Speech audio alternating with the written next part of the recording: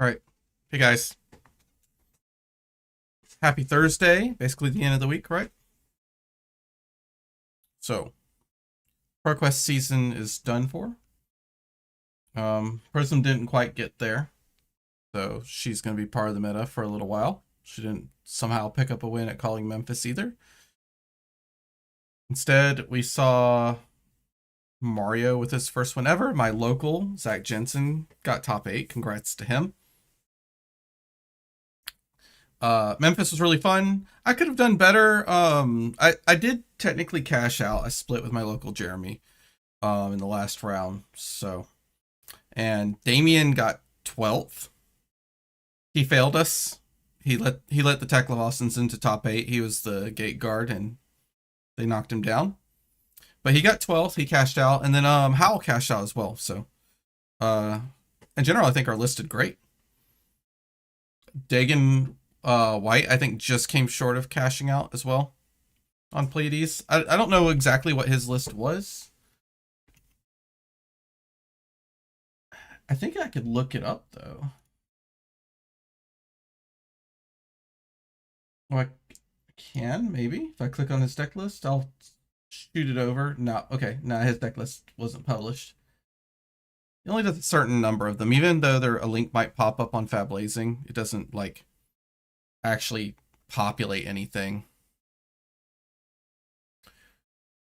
Let's see. Still think Pleiades is one of the best decks in the format. I still think that if you have the time and motivation to learn how to pilot her correctly, she can kind of be tweaked to counter anything. In fact, like, we already know how, if Teklavossan actually becomes the thing, we kind of already have an idea of how to tackle that matchup effectively. And honestly, I'd never sit down a single time in front of any opponent with this deck and think, oh man, I lost because of deck choice or deck construction. When we first started playing it, we would think that, like, at College Columbus, we thought it was Florian, and then I think this weekend we kind of maybe thought it could be Victor, but I fought 3 Victors and only barely lost to Mark Morrison on day 2, and it was because of a technical error I made. I blocked with Tunic for no reason, thinking that the game wasn't going to go 3 more rounds, and then it did, and the Tunic counter wins me the game, where the 1 life I saved that turn didn't. I had a pretty weird set of gem pairings. I played 3 Victors, a Bravo, a Pleiades Mirror, including I played against Howl, and 3 Asilios. So most of my calling experience was just fighting Guardians and fighting Asilios. Let's see.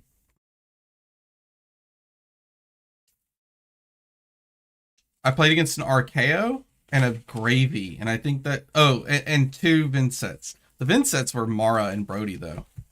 I learned a lot there. I've been dooming about Vynsett a lot, and despite losing to them, I don't feel bad about the Vynsett matchup now. I think it's very winnable. I just need to be better. I definitely punted my game against Brody. I could have won that, I think. But yeah, I made a mistake. What I learned against the Brody game is I had a tough smash up in my hand, and he was like continuing to stack and stuff, and kind of build up that intellect that Vynsett does. She stacks up like 4 or 5 blood deck. It's basically 4 or 5 cards in her hand, and then she'll go. Well, I can't remember exactly why, but I only had 3 cards in hand at the moment. I think he maybe just called me. Just to get it out into the graveyard. And so I had to, like, only 1 blue in the hand other than my Ripple Away. And I was like, okay, I just want to get rid of this red in my hand. So I'm going to pitch the blue in my hand and the tough smash up and swing my hammer. Or no, or it's Command and Conquer from Arsenal or something. It's something. It's just something to get cards out of my hand. And he sees me with 1 card in hand, and he's got to be pretty sure it's a Ripple Away because we've gone through turn cycles where I didn't Arsenal either. and he Face Purgators my Ripple Away out of my hand, and I don't see a second one for the rest of the game. And when he finally gets forced to do his go turn, he was looking for Mordred and didn't find it, and he takes his go turn without Mordred. So if you have Ripple Away and they try to do their go turn without Mordred, I think the game is kind of just over. They get like exactly... They can maybe do 2 rune gates, but it's going to be like really weak, right? They pay the life. They still get to make 1 rune chant from Deathly Wail, but unless they have something that makes bulk rune chants, they get kind of nothing. And they really heavily rely on Malefics to build up these big rune chant stacks on their second and third chain links, the way they set it up.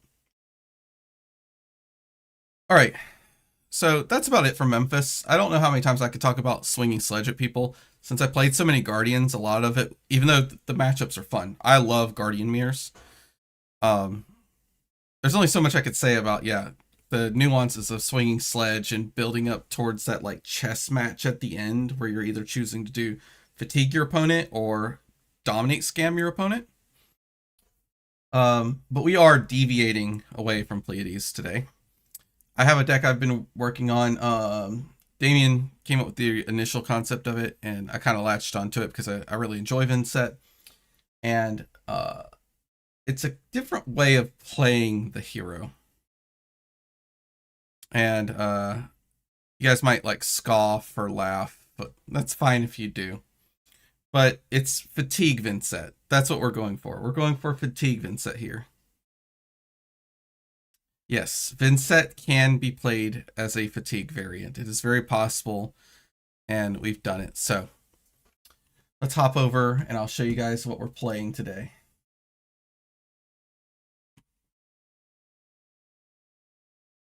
Okay, so here's the list.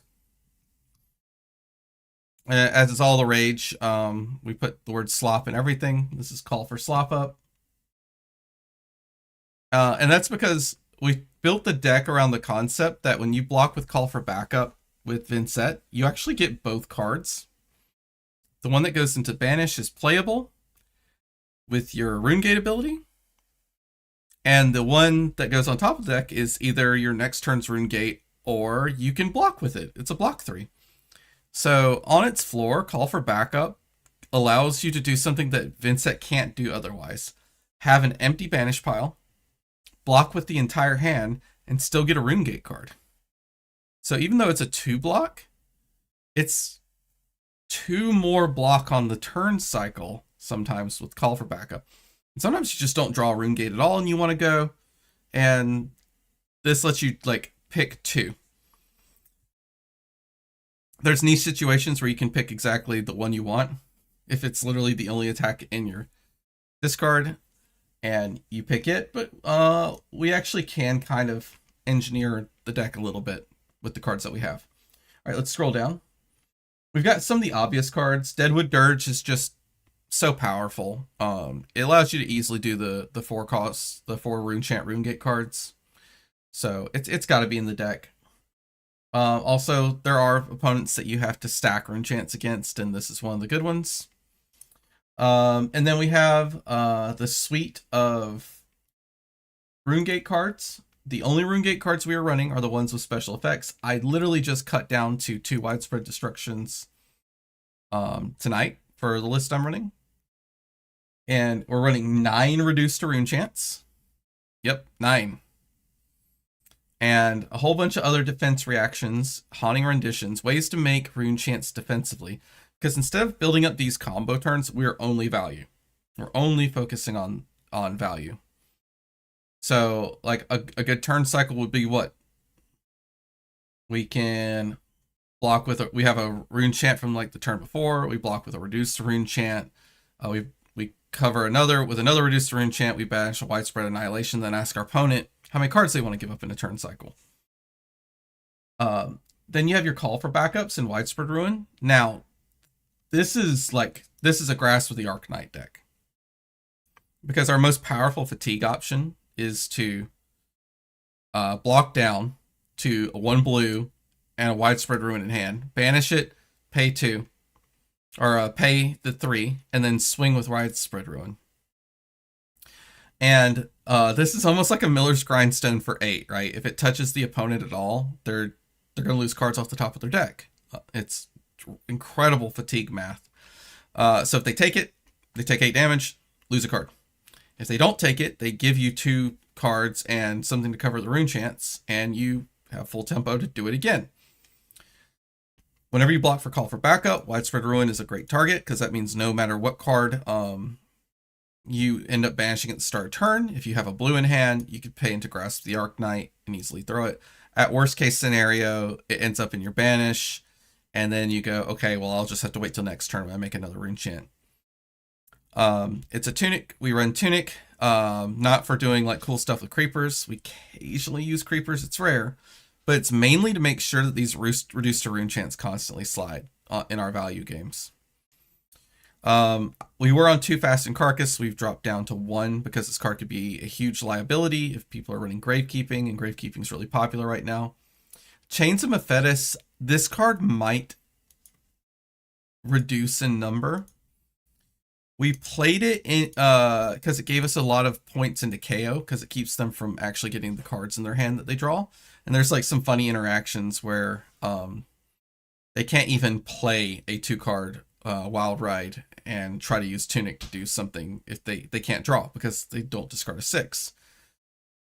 We commit war crimes against other Vynsets with Ripple Away. It's really funny when we get to Ripple Away another Vynsett, they look at us with betrayed puppy eyes. We play Embalm. This card was cut. This was in the early version, then cut, and then I added it back. I like this because you get 1 rune chant no matter what. And then you get to put a card of your choice back into your deck. So it's one of the only plays that Vynsett can make that is not card negative to make a rune chant for the turn. And it's a go again shadow non-attack action that blocks 3. So it allows us to turn on our hero power for the times that we actually do want to push a Deep Recesses of Evil and do like a double cull play, because this is a control deck. Like it's very, very much a control deck. If the engine gets running, we can constantly keep our opponent down like 2 cards or so and go. So the inventory is our stack plan, which is read the runes. Our Arcane Barrier, because we run a lot of Arcane Barrier. We do AB4. We tried AB6. It wasn't worth it. Remembrance, because remembrancing your call for backups is kind of broken, especially when you get to use both cards. Amulet Echoes for Acilio. Invert Existence has so much play into so many heroes. It's good into Fi, it's good into Syndra, it's good into Gravy Bones.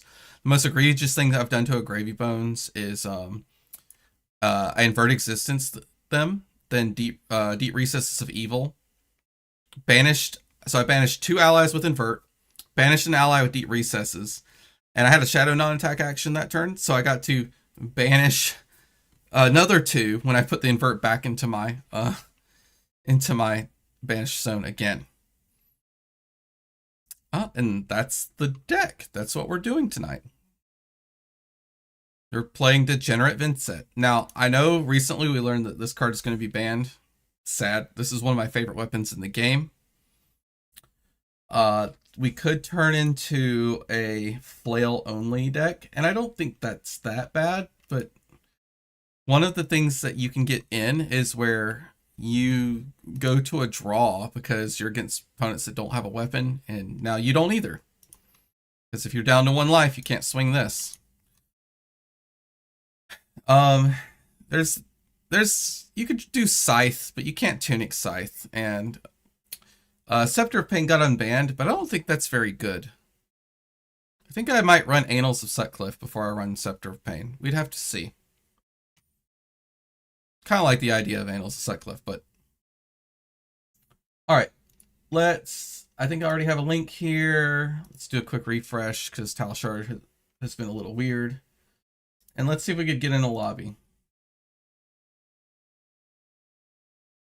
Alright, now that I'm done chatting, how's everyone doing? Have a good week.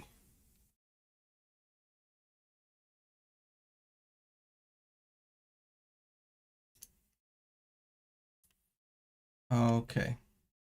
Well, we can't get a CC lobby. We will make our own. Oh, Mario. Sure. No, we were too slow. Come on.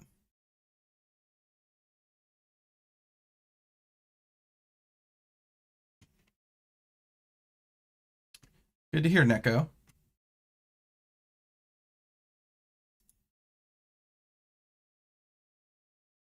Oh, okay. We got Mario anyway. All right. We'll go first. And we like to run invert existences because we could ruin their codexes. We could ruin their daggers. I don't think we need 3 though. This can end up going to fatigue. One of the reasons I haven't played this competitively is I have no idea how to effectively sideboard it. I think we just run this. We don't want to run too many non-blocks. And we're going to play tempo, but just in case it starts to go to fatigue. Oh. Holy crap.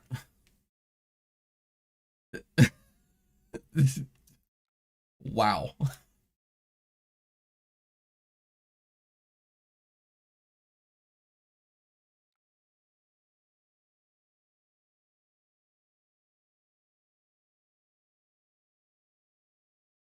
This is a crazy starting hand.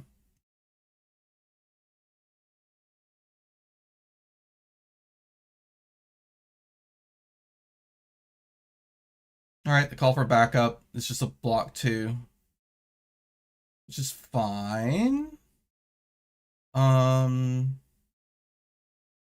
He's going to flick me.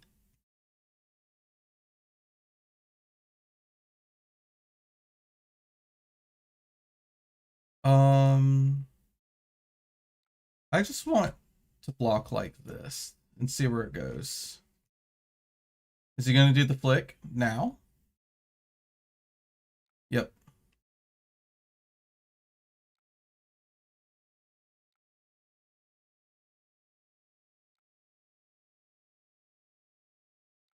Okay.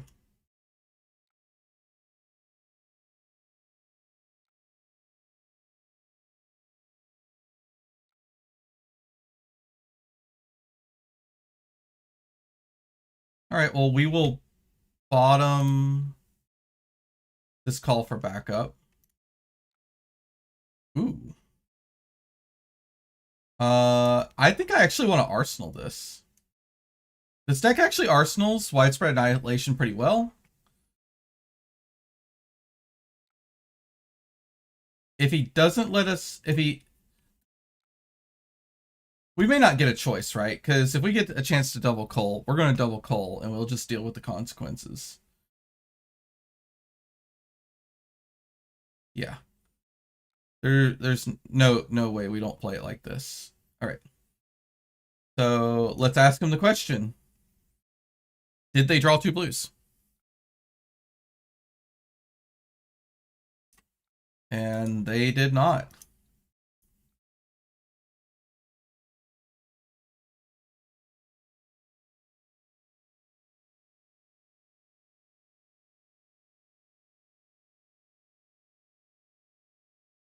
Well, 1 clave down. Yeah-huh. Yep, make a Chelicera. Sure. All right, well, we'll do our thing.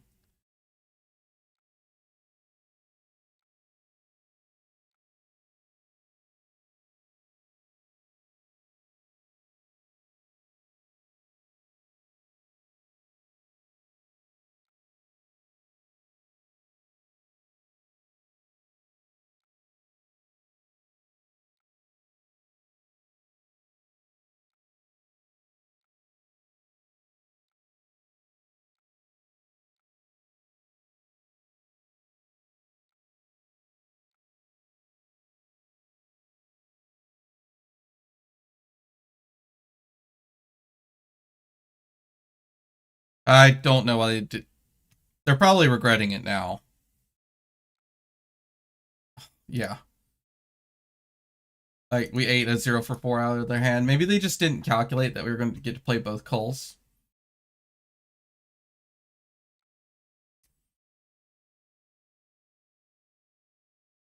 Dang, we had to succumb to temptation as the next card from our sink below. That would have been cracked. If only, if only. Um,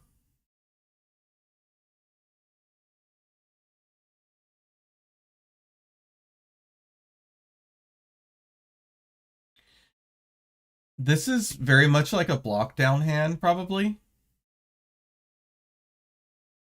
Because we're not going to have enough rune chance. I'm just going to assume he has a dagger react. So we just want to minimize how much life we lose.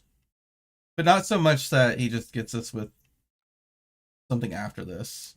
Okay. Yeah, sure. I mean, this could be bad. We're going to take one. We could flip something off the top that just gives us more blood debt. Okay, that's whatever.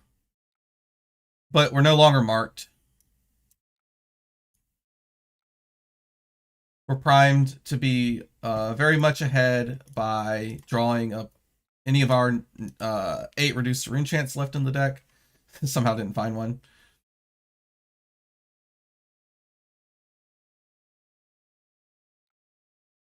All right. We will block with...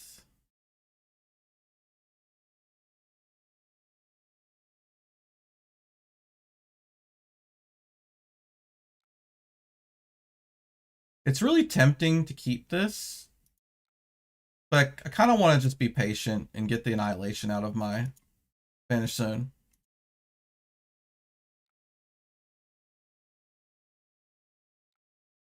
Yep. Yep. Yeah. I mean, that's not even that good.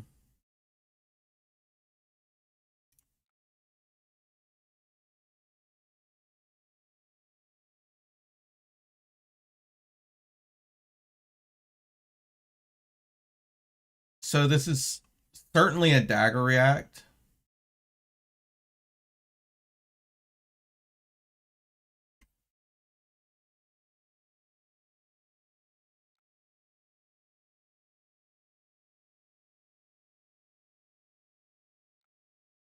That's fine.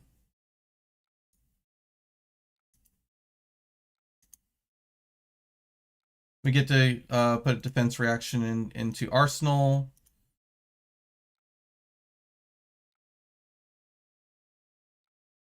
And we will put widespread destruction on the bottom.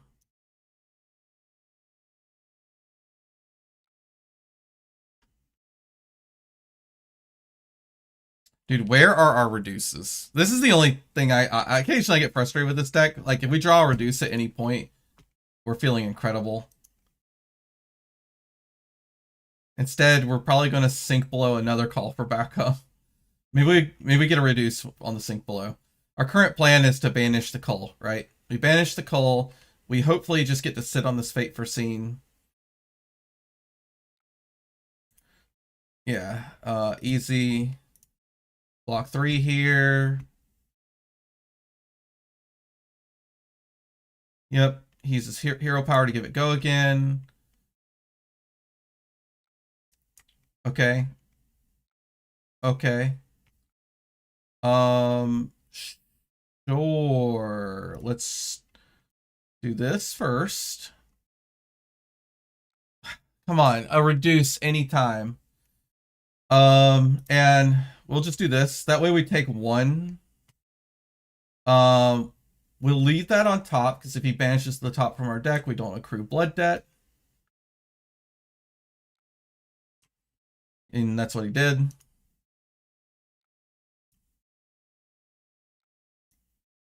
All right. We get codexed. And...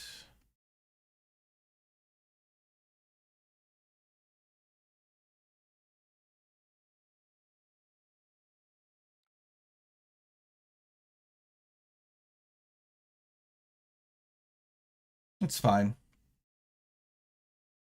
Yep, you got it. You could choose not to banish, I guess, if you like.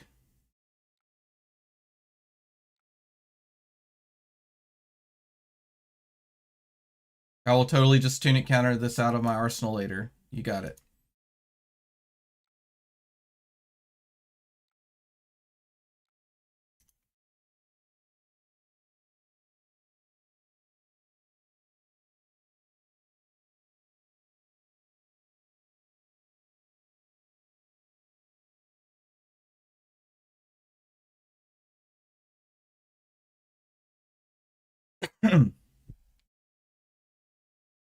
I forgot to get myself water. I might have to take a very quick break after this game. Or maybe in the middle of it. Feeling a little dry. All right.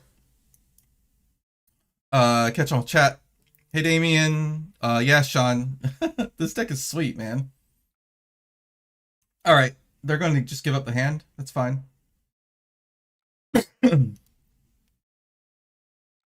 Yep.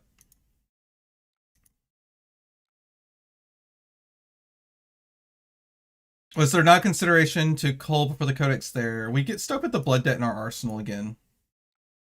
We kind of want them to use their cards. I mean, we could have.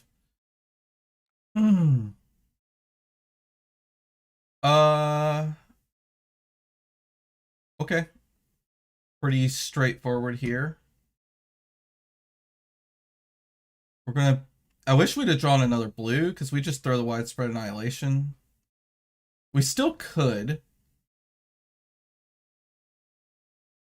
I don't really want to. We haven't seen any reduces. We still haven't drawn any. We would.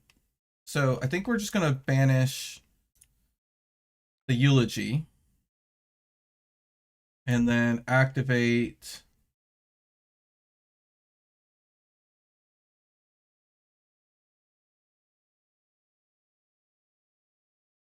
We're gonna overpitch. I don't really want to play the remembrance. And then ask him the question again.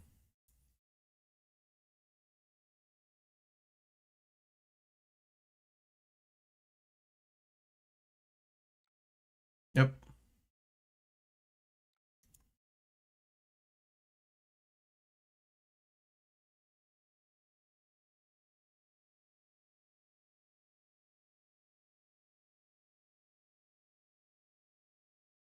A Vynsett for the common man.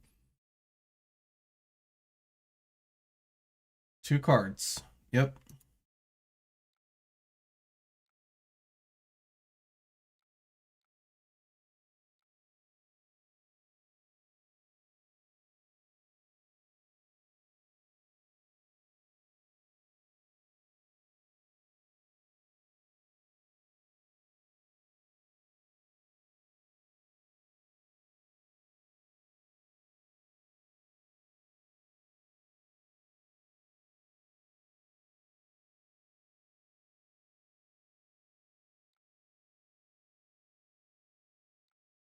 All right. Do I have targets? I don't have good targets for call for backup. So it's probably just discard Haunting Rendition.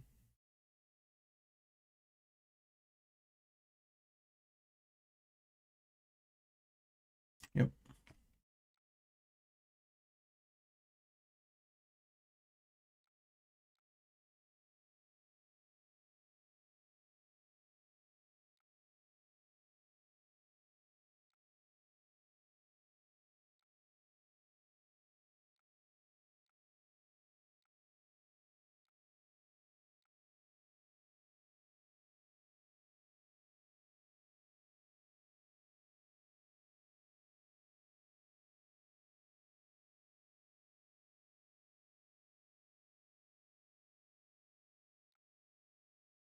Wow. That's quite the draw. We're getting a bit sauced. Like, Shelter is like the best possible draw.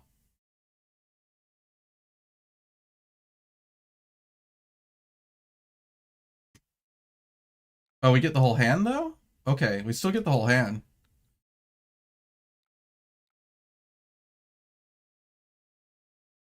Hey, we found him.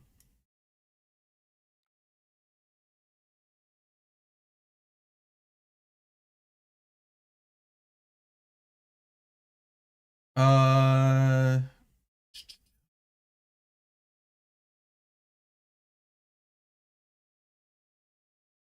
he's definitely just trying to bleed us out blood debt wise, but I think we have to just kind of take it another turn.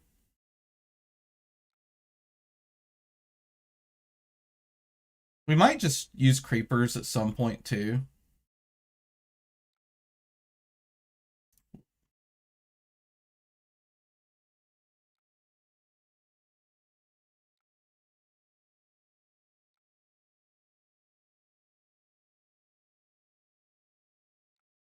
Yep. I keep drawing up these nice hands. When I drop a turn, they're gonna have a full red aggro hand. Watch.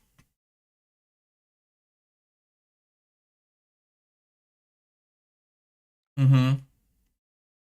So we're going to go ahead and remembrance, and I think we want to put the embalms back, and we'll put these guys back for now because we really just need a way to force them to finally give us some ways to get this blood debt out. Okay, we finally drew an invert. Let's go. We can use invert to get there. We could also, never mind, we could use the embalm to get there. We're Gucci. Okay. How do we want to do this?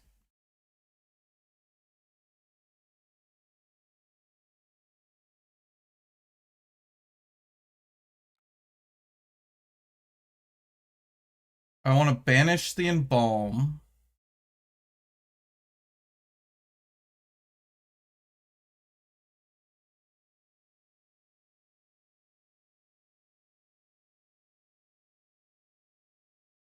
Um,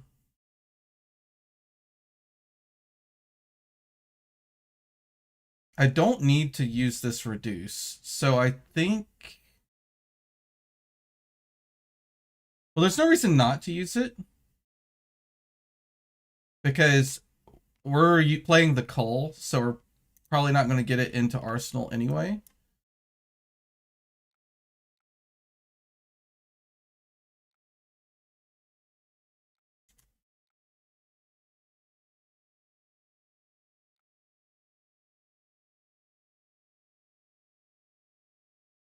We could actually just use the invert.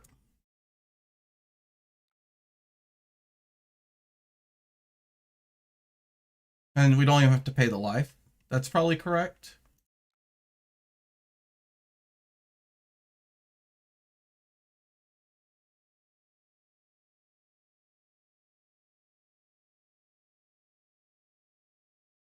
Yeah.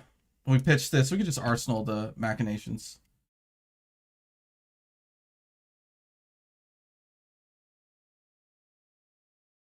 No. Nope, this is just a value deck.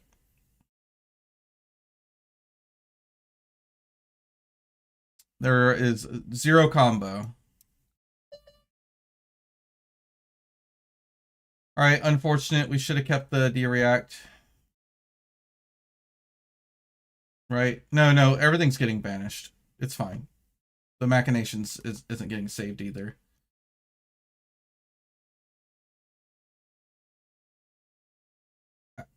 Is there a way to be cute here? Wait, there is a way to be cute here. Oh, I don't have to banish the... Okay, I got it. Yep. Break chain.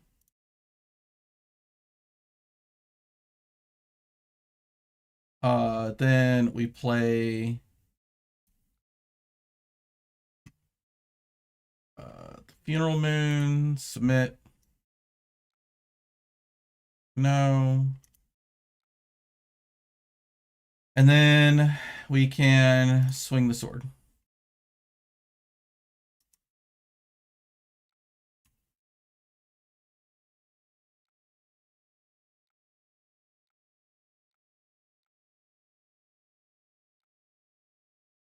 Get rid of Death Touch, and it doesn't really matter. Oh. I'd much rather play the way that gets us a D-React and Arsenal. You don't pay... Nope. But we are still taking them off of a card here. We are on no rune chance. But we drew the Haunting Rendition.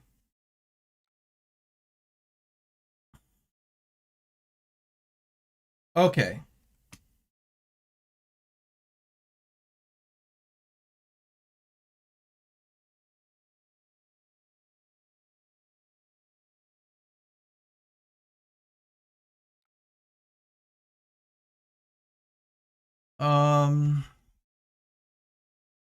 What do they need to do here? What does he need to do? I think we're actually supposed to block the stagger. If we had to block the Haunting Rendition for 4, that's fine. Yeah. Yeah, you can see everything that you want.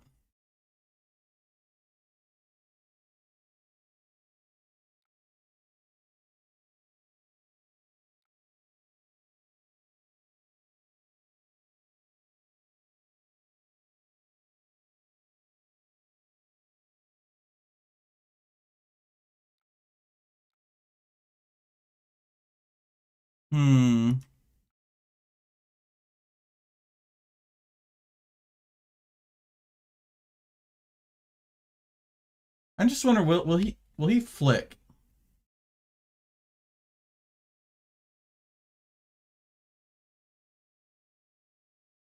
I think we just block 3.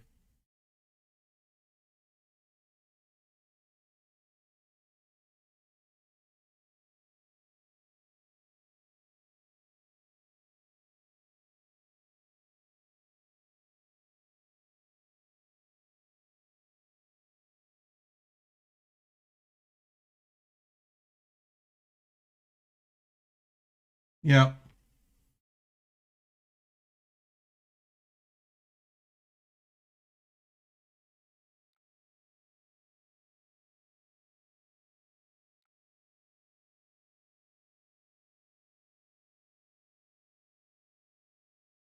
All right.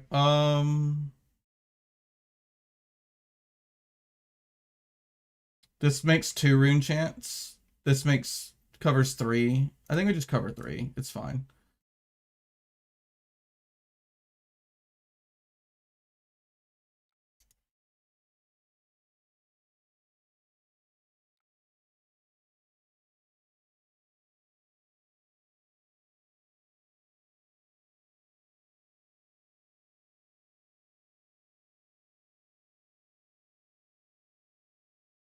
And we just immediately drew that Ripple Away back.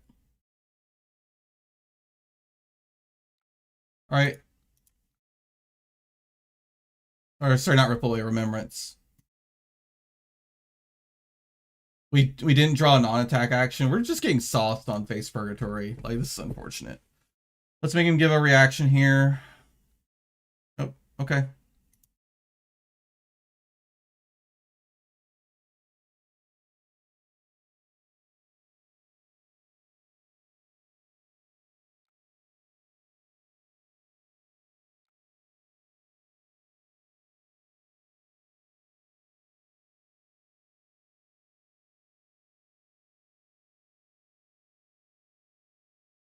We only got 1 T-Toxin to get through, but we're at 12, so we're in spooky mode.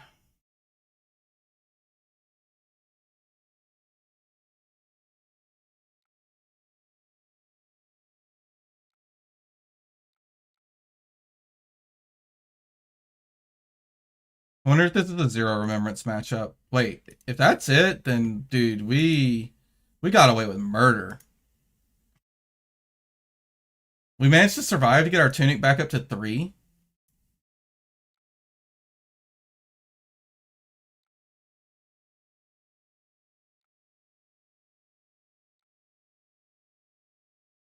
Interesting to use your tunic counter on a rune chant when there's only 2 coming at you.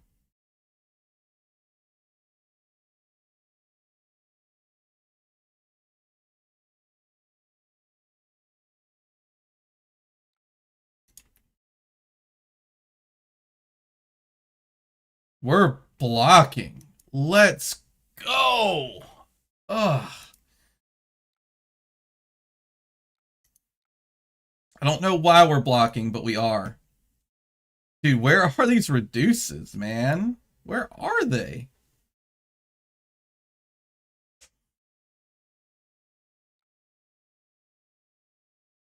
So this is coming in for 7, huh?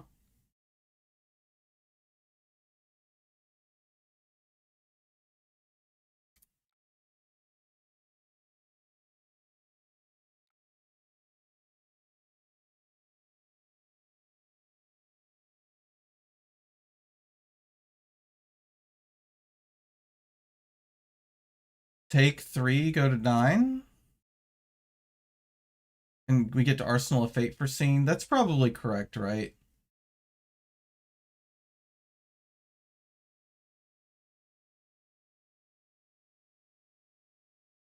He doesn't know we don't have a blue in hand.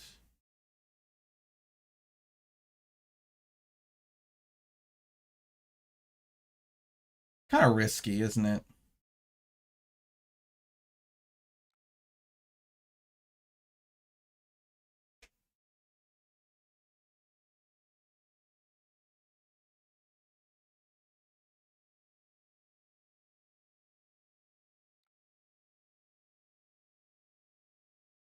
This is tough. This is a tough block.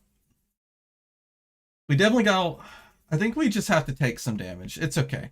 So I think we block here, here. That way if he does just give us the widespread ruin, I don't think he's going to. But it would be like big brain gamer if he did it.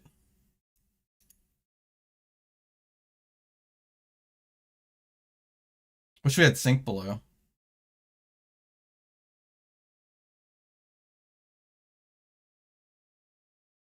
I mean, he knows we have the blue now. Oh. Oh. Okay. This is fatigue Vynsett, kind of. Like it's a tempo Vynsett. All right, we go to 10. But we're in a pretty good spot. We're probably going to go to 9 because he is very heavily incentivized to give up his hand. Because it puts me to 9.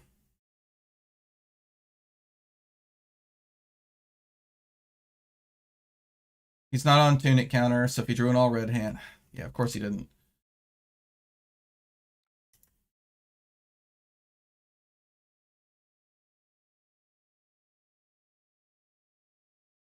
Sometimes I want to like put Fiddler's Green and Life Gain into this deck. Maybe maybe you should be on Sigil of Solace, so if you get locked to where you only have 0 or 1 card left in hand, you just play the Sigil. Because if I feel like if I was at like 5 more life, I would be very confident that we can maybe fatigue him.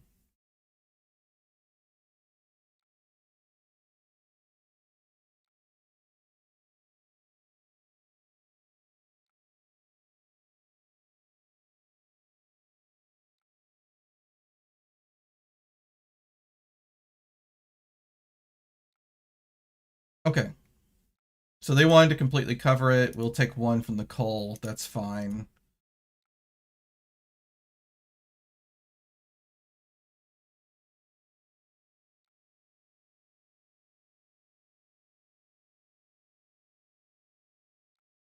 Okay. So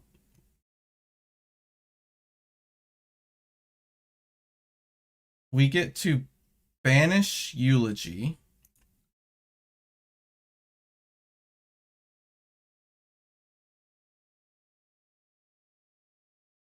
I really want to Arsenal this Dirge. He's not on Tunic counter, so this will take a whole card from his hand. And then if he does, then we get to invert him. If he doesn't, if he just takes this, then we can banish the Dirge and throw 7.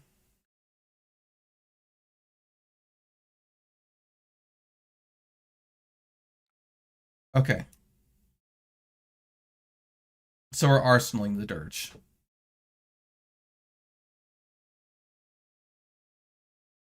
So we're just going to banish the call for backup to our own call.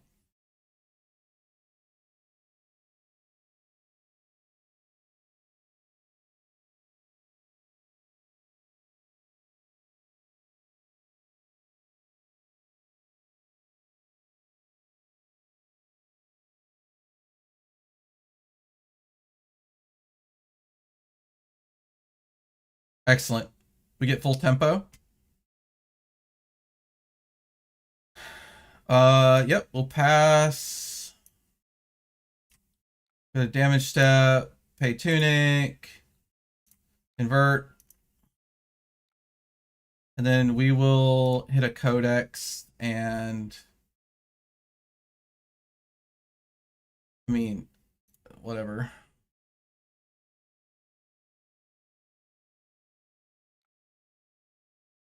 Yep. And so now we don't even have to cull. We can cull next turn and take a blood debt.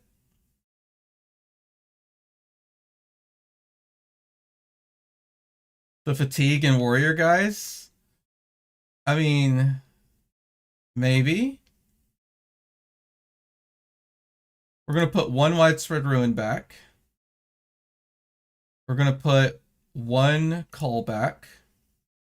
And we're going to put one widespread annihilation back.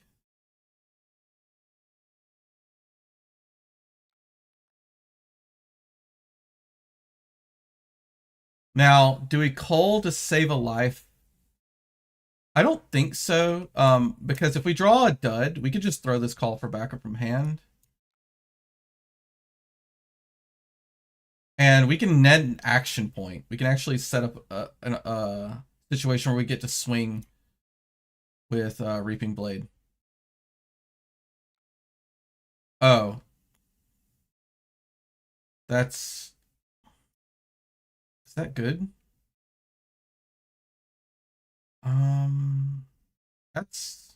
We don't get to, we're going to have to use this to throw the widespread destruction. But we get to arsenal or reduce.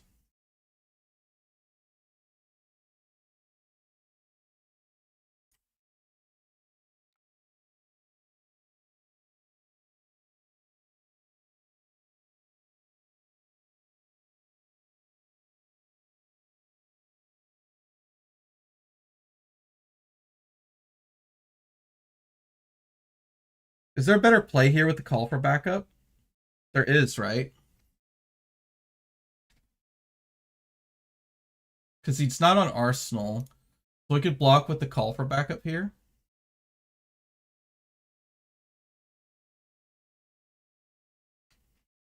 And we can target either deep recesses or widespread ruin.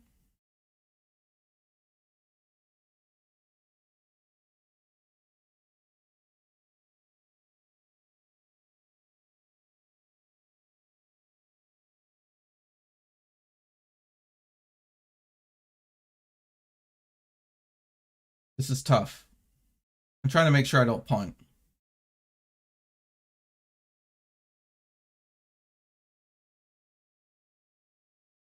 I want to get this into arsenal. Then I have to banish this.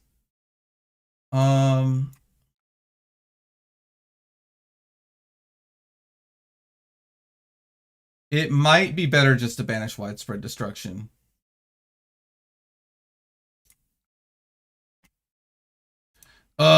God, it's so awkward. Okay, we're just gonna do this. We're gonna banish widespread destruction. We're gonna play the dirge.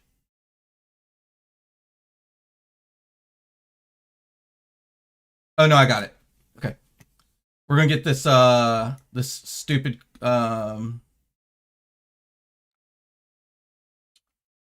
it doesn't matter what we banish, because I'm just gonna use the eloquence token. We're gonna go here.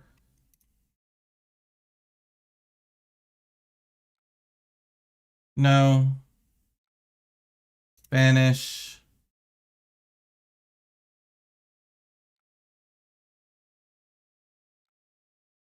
And there we go. Throw 9. Okay, we found it. I think this was the best play because we don't want to go like super low. All right, we're arsenaling a D-React. We still have Face Purgatory.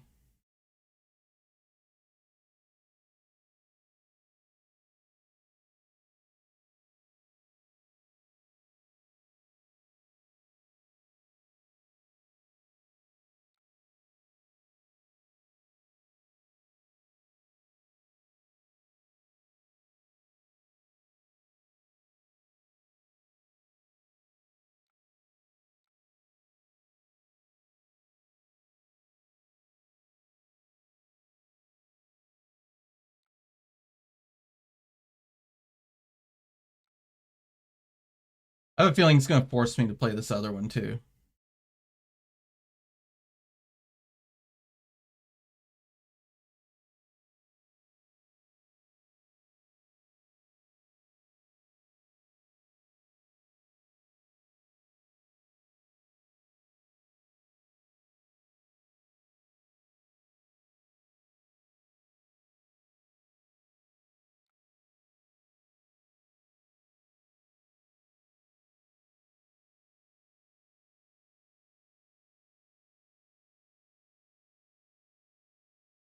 I think we could wait.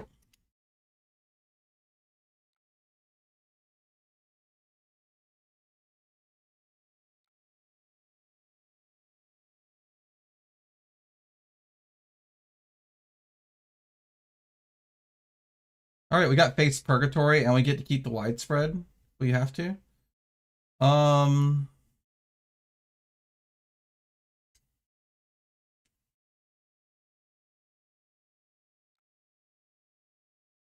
I want him to work for this mark.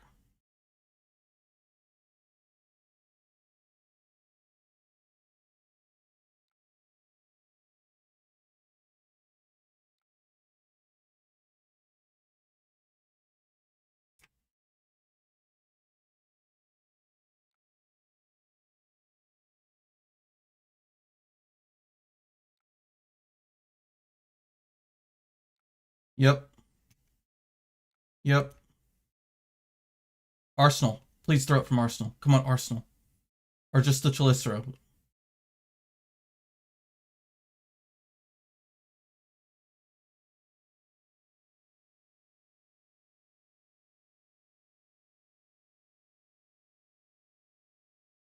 Is he out of Kiss of Deaths?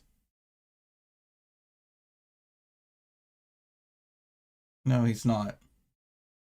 And I think he still has a tarantula toxin. Man, this is so spooky. If the T toxin in his hand, we're golden.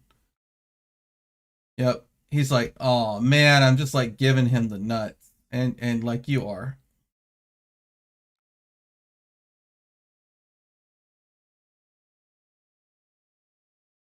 Oh wait, undo. I clicked the wrong thing. Undo.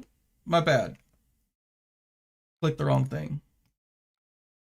It's supposed to be here and here and here. My bad. We're punting.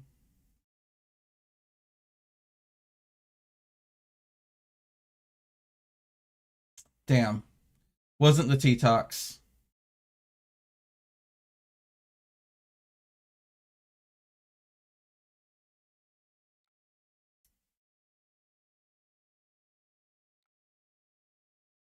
Okay. What does that mean? Does that mean this is Codex? I think we're okay taking this hit here to get the mark off of us.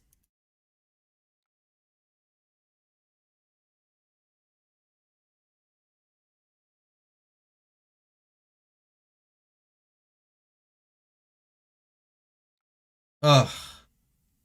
Punished. Ugh. I thought for sure he was going to use... It just seems like we got gamed by a bad flick.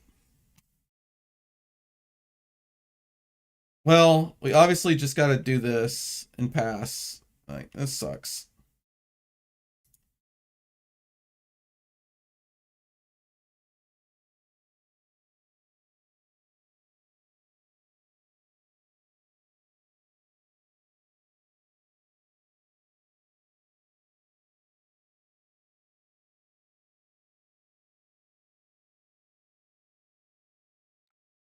Yeah.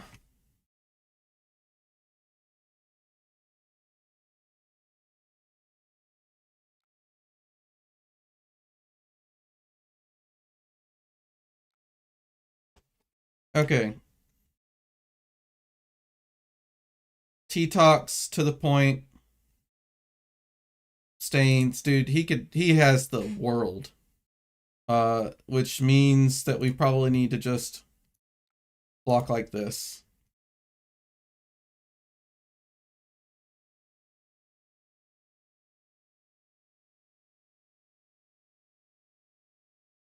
Yep, there's the T-Tox.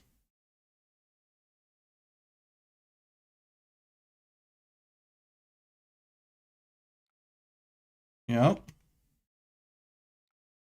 Yep. Well, did we still not block enough?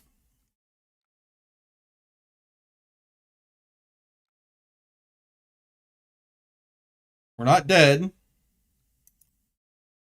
But we're dead next turn.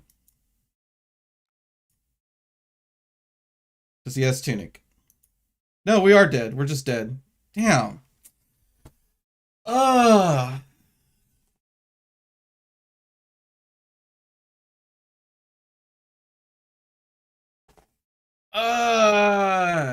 Dude, the flick. Oh, yeah, yeah. The flick on the Savor Bloodshed. And we thought for sure that he was gonna. We needed to throw that Annihilation into that hand. Yeah, good game.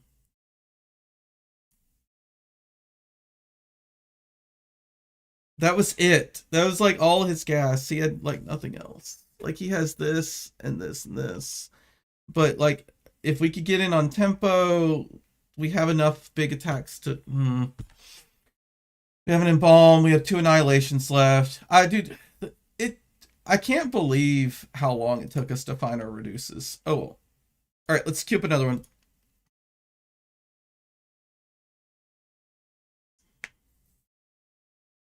That was tragic. I got. Okay, Victor, huh?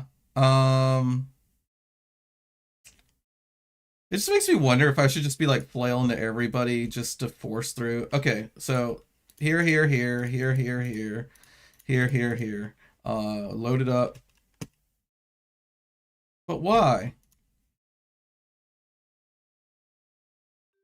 Okay, well he didn't want to play this match, so I'm not gonna make him. Okay, we don't want to join 442. All right, I'm gonna go get a quick drink. I'll be right back. Be right back.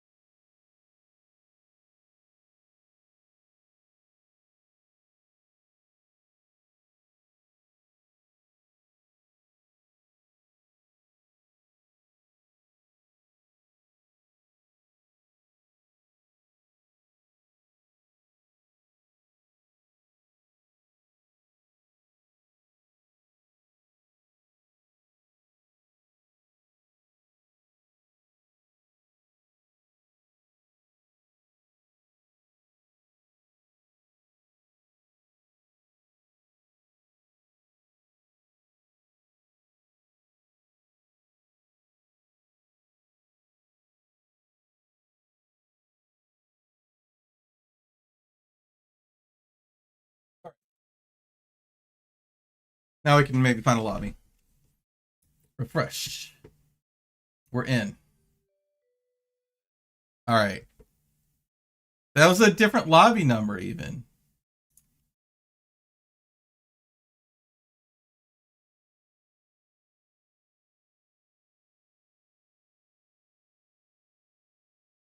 What is this guy doing? Dude, if you don't want to play against certain people, like, put that in the description. Or stop joining competitive queues so people just don't know.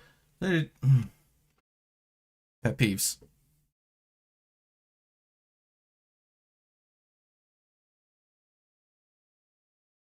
All right, let's just make one.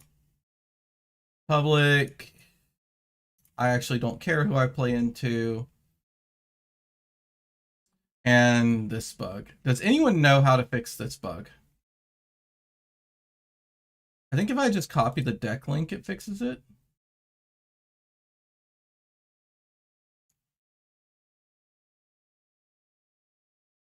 Yeah, it does. Weird.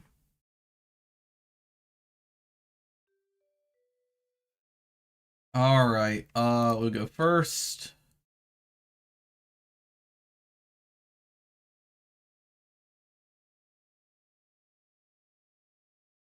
I mean, they could technically fatigue me. They have a lot of blues. They block pretty well. Invert is decent against them.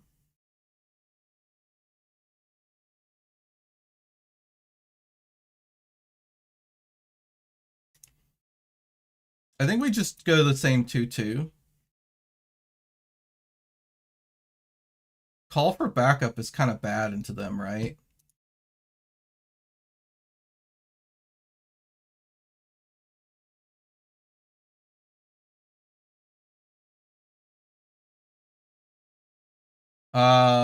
This, dude, I have no clue. Just load it up. This is part of it too. I have no clue how to run most of these matchups. Okay. Sure. We will. This is a pretty good start. We don't really need the invert. We'll pitch it away. We'll arsenal the coal.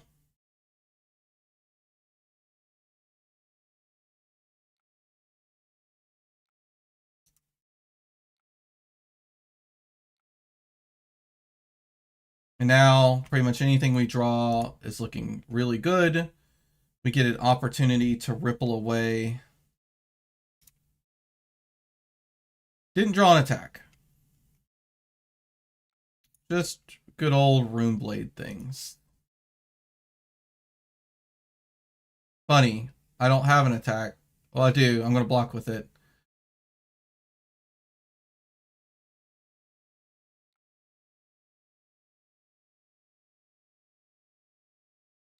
Actually, I'm not.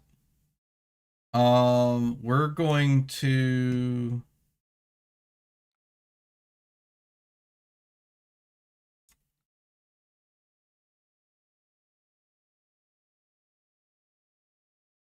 I mean, the Symbalm does nothing.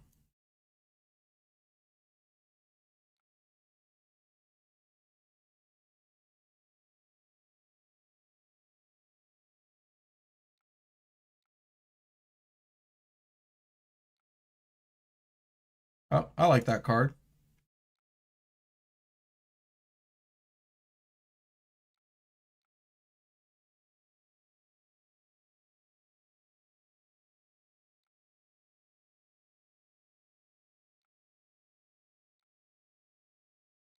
No gold for you, good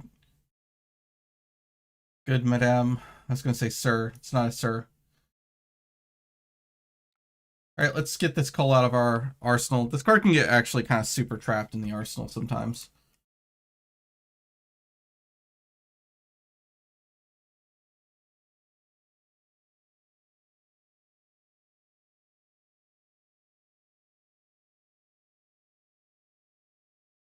Yeah, huh?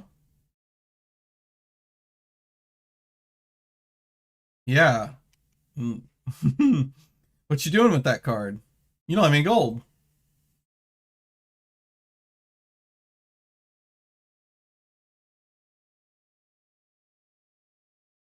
Did they brick? Oh, they bricked. Tragic.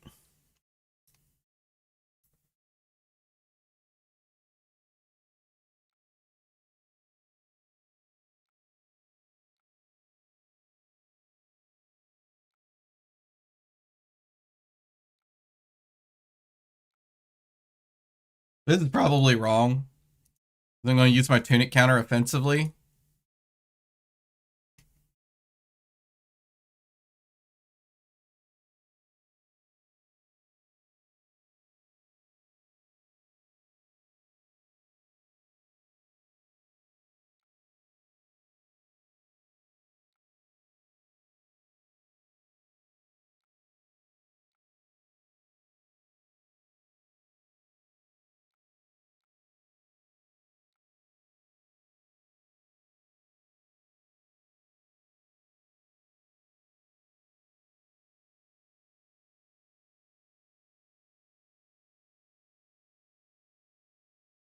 Yeah, rip Reaping Blade. No, our Embalm. How could they?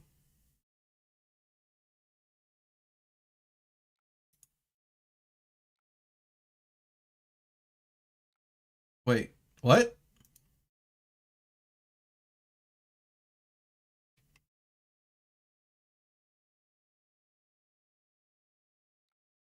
Oh, they did the coal instead.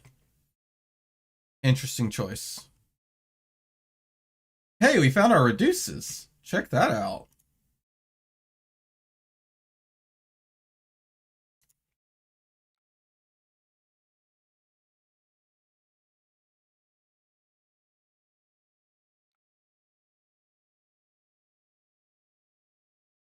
Hmm. I think we reduce for 3, take 2, banish the blue, arsenal the red. Yeah.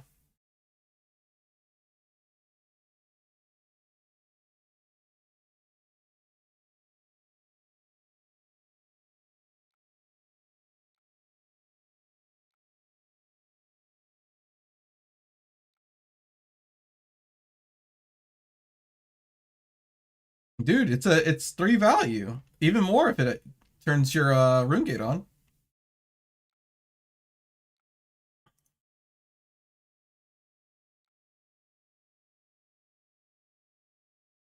This hand blocks.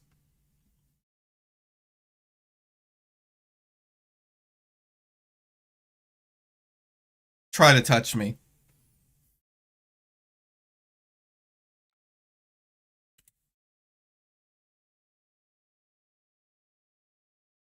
Mm-hmm.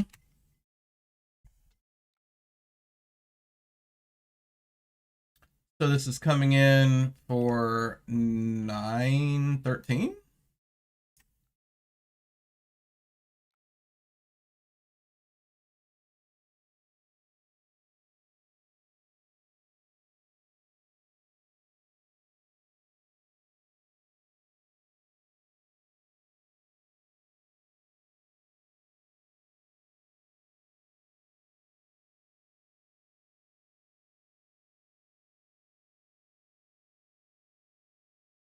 Hello, opponent.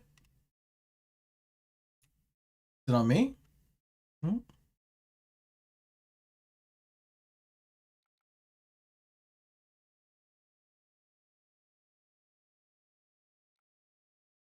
Ugh, God. Uh, okay. I should know now. The card turns orange when it's being targeted by an effect. They even gave me an indicator letting me know what's about to happen. All right, take 2. You get to see the card I'm about to punch you in the face with.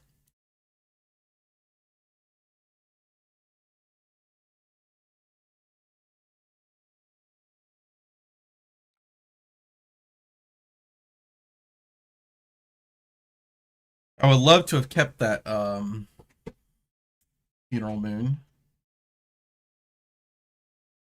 They're on no AB as well. We just have to play. We could slow roll them.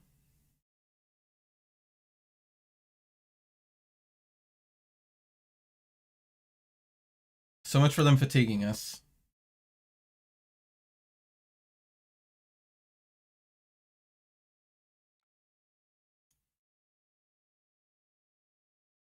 Are they gonna make a gold this time? Okay. Why did they turn their own harpoon face down?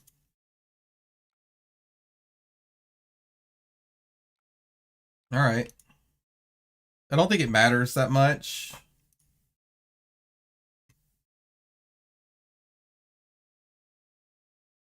Oh, this hand blocks. Oh, we got the card. We drew the card. This is the card, by the way, guys. This is the card.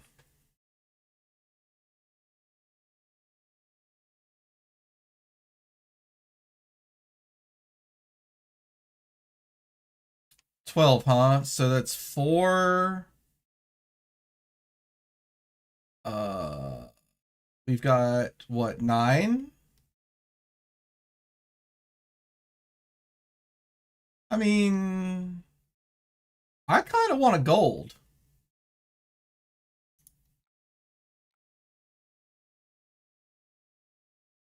We could also, this saves our creepers if we do it this way, right? We pitch this because now we got. Oh wait, hold on. No, we just do it this way. Pitch, and that's 12, right? No, that's 7. No, that's bad math. We had it right. Okay, we got it. We figured it out.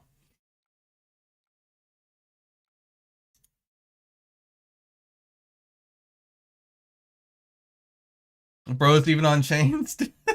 Yako, why are you surprised?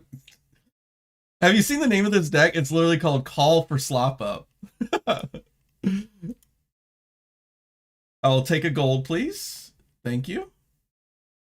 And now, for the next 2 turns, unless you draw a Codex or take aim, you will do nothing.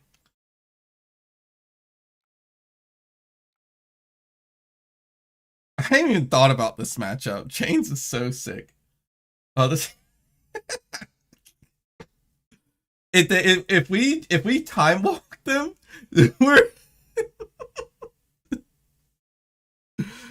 Oh boy.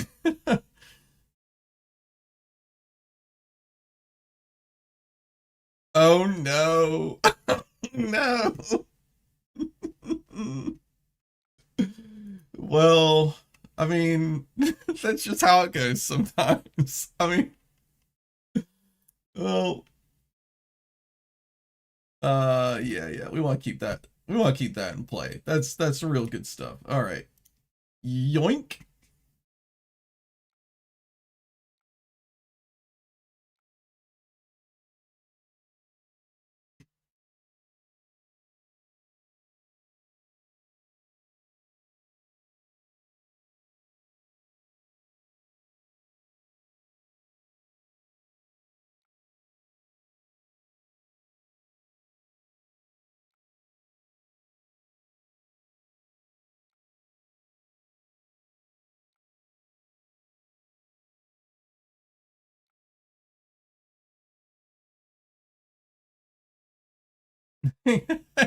Okay, guys, should I make an extra rune chant and banish my own sync blow, or should I just banish their entire hand? More or less. Because I've got Funeral Moon in here, so I can make an extra rune. And we could take a blood debt. And Arsenal sync below. And then we could just cull them again next turn.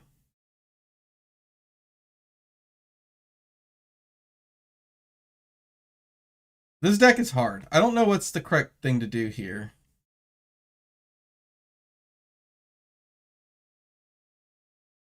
I feel like the rune chant is worth a ton because they don't.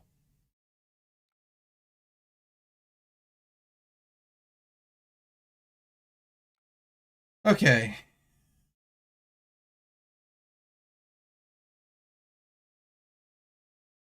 I'm gonna just double cull them.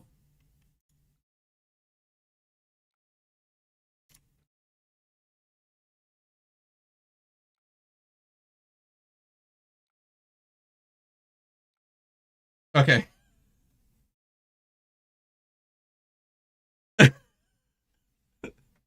They say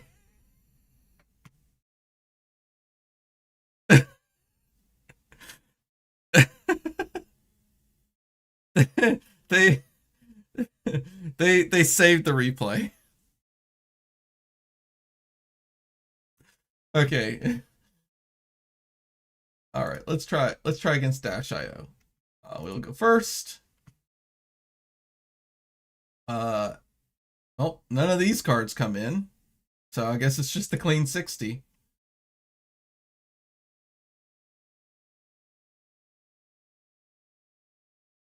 Uh, it's probably Flail. No.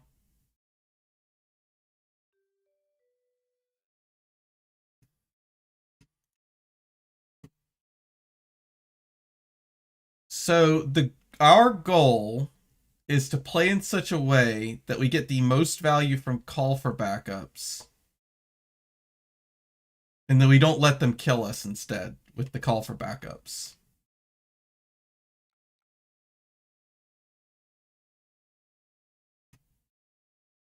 I mean, sure. If you had Oval, it would be Flail probably. I agree.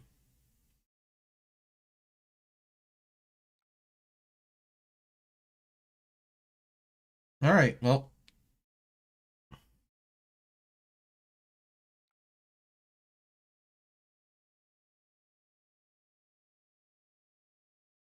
cool. These are exactly the hands we want. Very defensive. We build up a bunch of rune chants. We wait till we see a widespread annihilation, and then we just keep limiting what they can do in a given turn. Eventually, we will try to run them out of gas.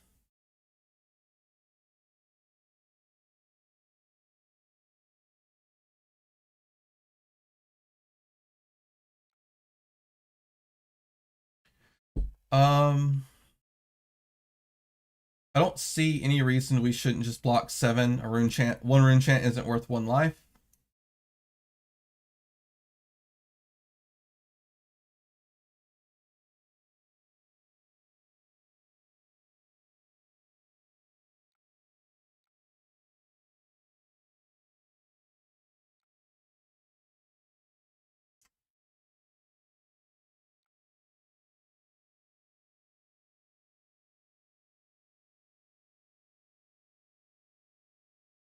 Ah, they found the boom grenade under. Unfortunate.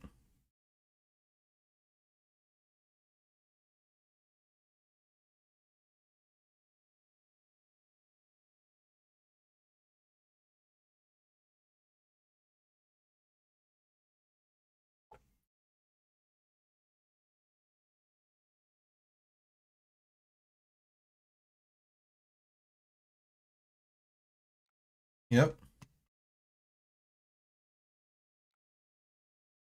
So we're going to say yes. And our primary goal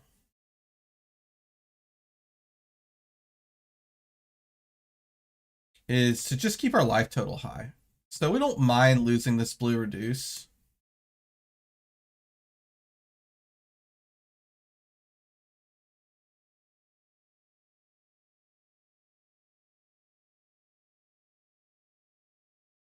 Okay.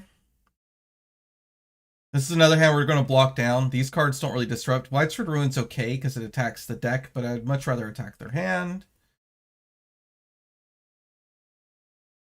Okay, we're coming in for 5. We could very conveniently block 5.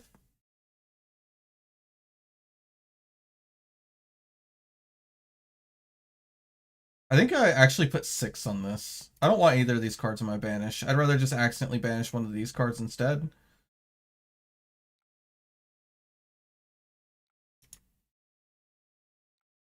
If he just passes here, that's fine. Nope, he's going to grind his deck away. Oh, those are good cards. They're now gone. Yep, he's going to set up a Boomy and set up an Arsenal and banish a card from his deck for no reason.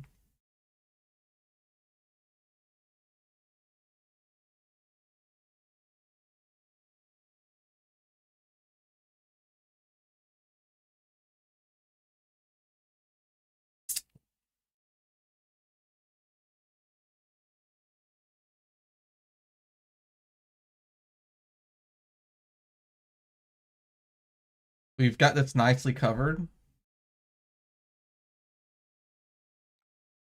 I am so confused why they didn't just... What?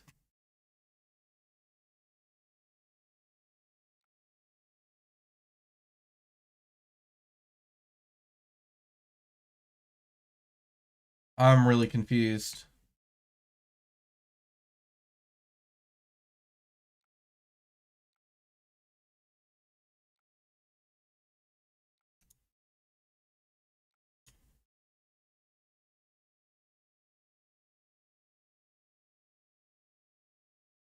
I don't know. This might be an invalid game. We'll play it out because even like people making mistakes, you kind of get an idea because they should be on Arsenal after this. They should shoot the gun. They have the action point. We discard the haunting rendition. They could say, okay, I'm not going to shoot the gun. It's the same thing. 2 life, and we make a rune chant. Technically better for them not to shoot the gun, right? Save the counter.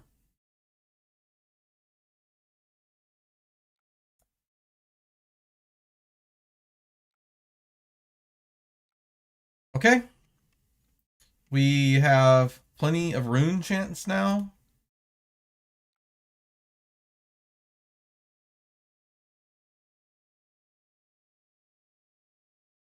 There's our widespread annihilation. Very nice.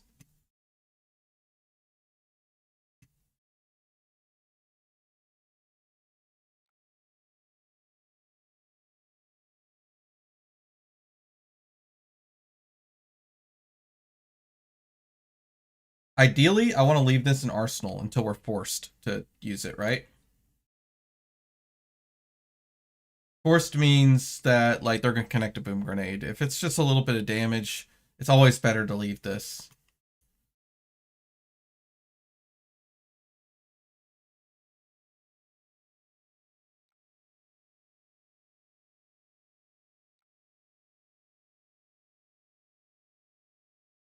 Yep. Be funny if I had Chains of Memphis in my hand right now, I would instantly play it with creepers. If I had blocked with an attack action, that'd be so cool. I've never creepers a Chains of Memphis before.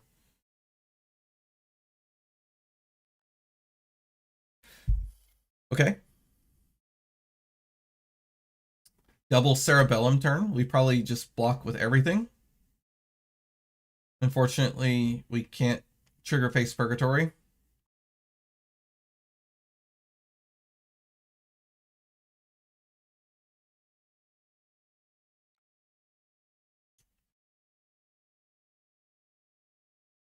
I kind of want to cover this for 4.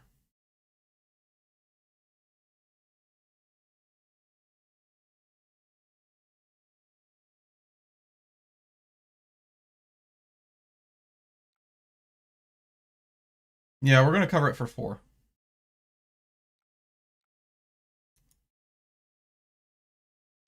We can always Arsenal this, and it can cover Breakpoint with armor.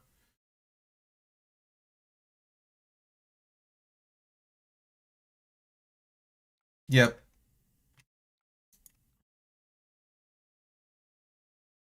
Are we getting max speed? Could be. If they found a 0 and they have max speed in hand, then we are getting max speed. Okay, they found Boom Grenade on top.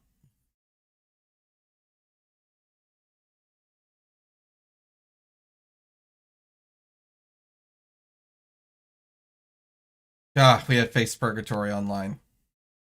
We get them.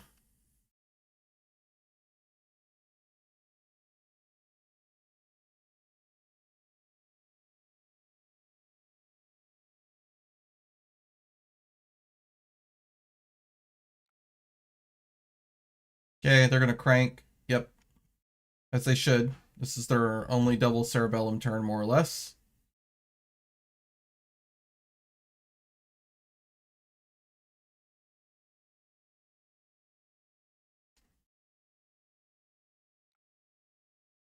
Okay. Now the Face Purgatory didn't matter. We were probably never stopping them from max Ving us.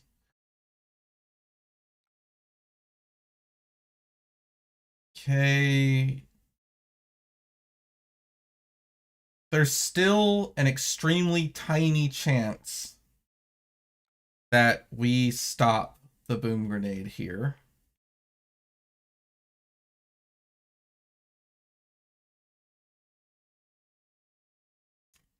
I'm going to block this way, because blocking this way, if he breaks chain for his chess piece,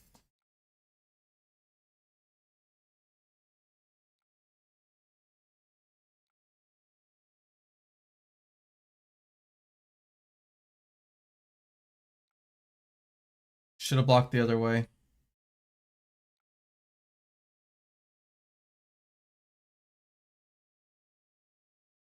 No, we're just taking it.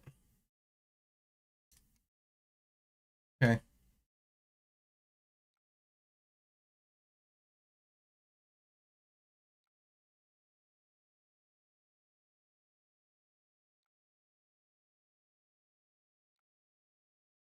That's okay. Their boots are gone. Like everything we ever throw at them ever. Like they just gotta take all these rune chants. They're already at 32 cards. If they take another setup turn and we get a D-React in Arsenal, I think the game is just over. We're going to try to make that pivot happen on a face Purgatory block.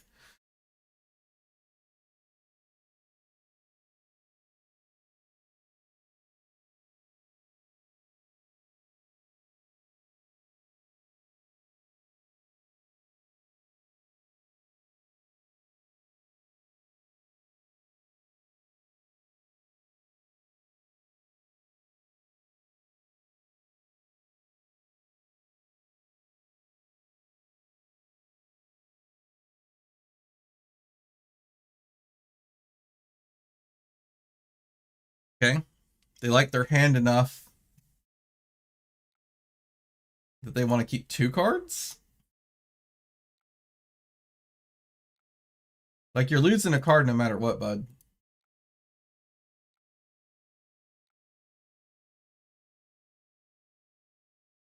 So you don't need to block this at all. You're going to run out of cards in your deck. And that soup up is online. I have no clue.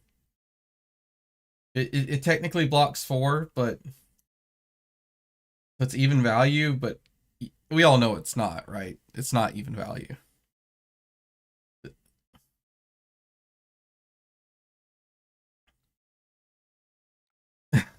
Okay. 3rd time's the charm.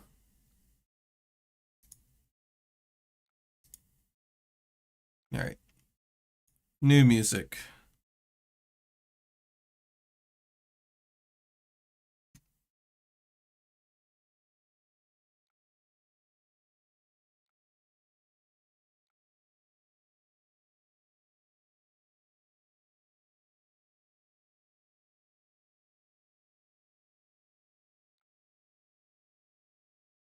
All right. Did we get it right this time?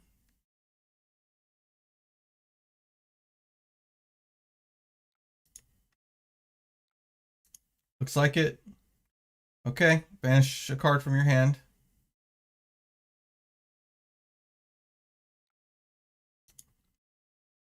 Yep. We like seeing Protocol Red gone.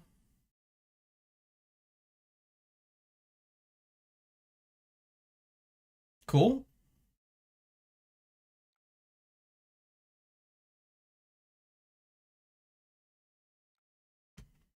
Oh, that's a pretty nice BIOS update, huh?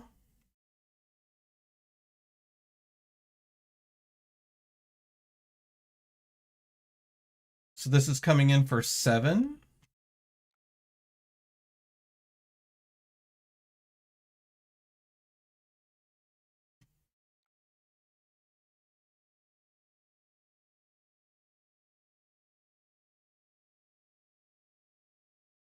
Got a nice coverage on 7.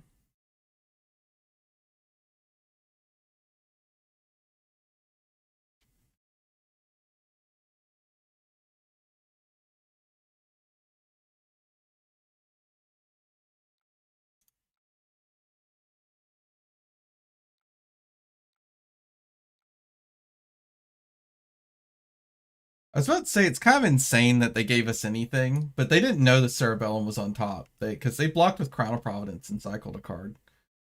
So they found that in the next card.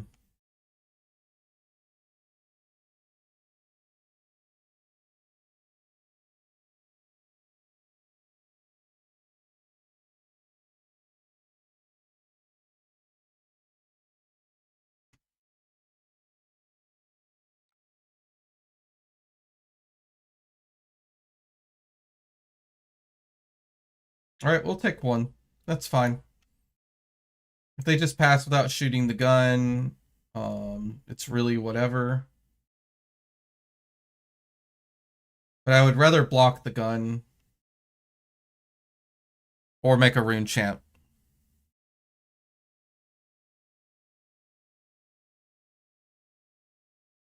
We still have 2 more Coals in the deck. We haven't seen any Deep Recesses of Evil. Okay. So, yep. Pass. We found the Coal. Let's go. Yep, so this is probably a Face Purgatory turn.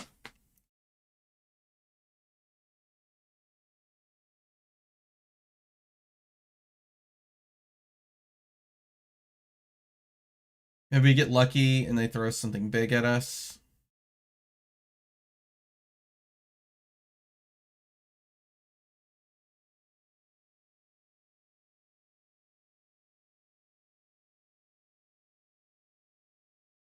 Oh, so good. No!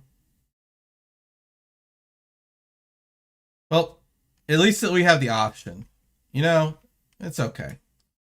We can cover 8. We can cover 8. It's all good.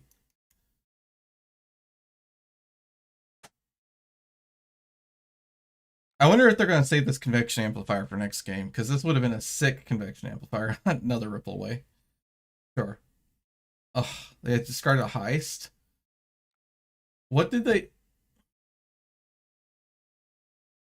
Dude. What?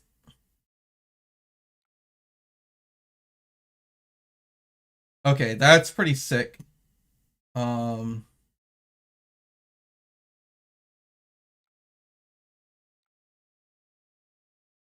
Let's show the ones, these 2. We're going to block and we're going to block.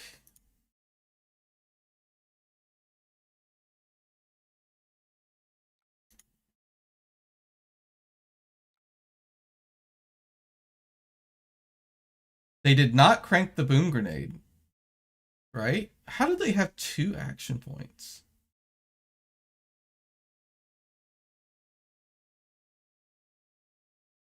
Oh, they found this one off the top, right? Okay, that's how they have 2.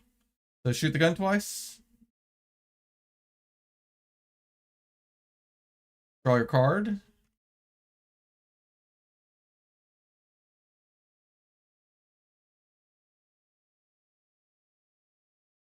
I think if they correctly use this convection amplifier, they do like so much damage this turn. I don't know what they were thinking. They should have opened up with convection amplifier heist. What do you guys think? Heist for 8, dominate. We don't have an arsenal. I think they punted.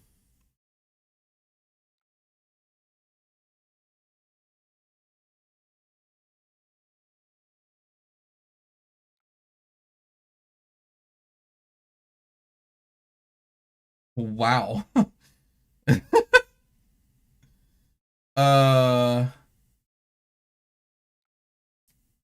Yeah. I don't really need rune chance. I'm just gonna block.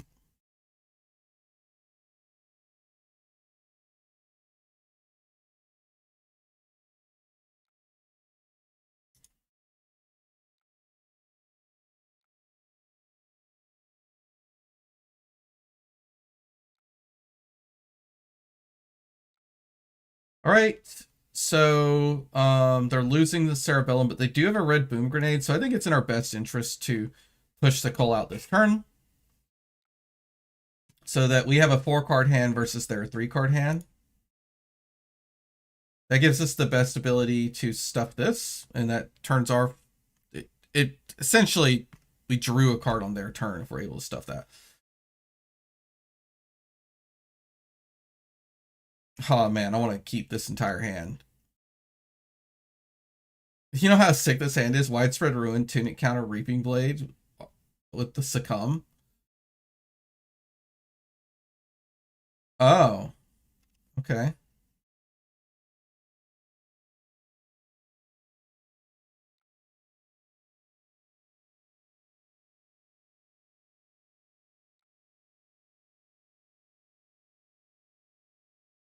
All right, we're going to block with Creepers here. If they go for the heist and go dominate, then we could use Sink Below and Spring Tunic to stop the heist hit. Yes, Reaping Blade is about to be banned. We're going to enjoy it while it lasts.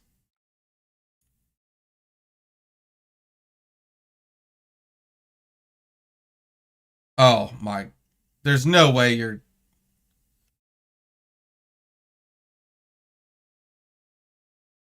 Bro, you undid after you activated? Yeah, let's say, like, you kind of have to do that. You committed to that playline already. You can't undo that far. All right. What are they getting?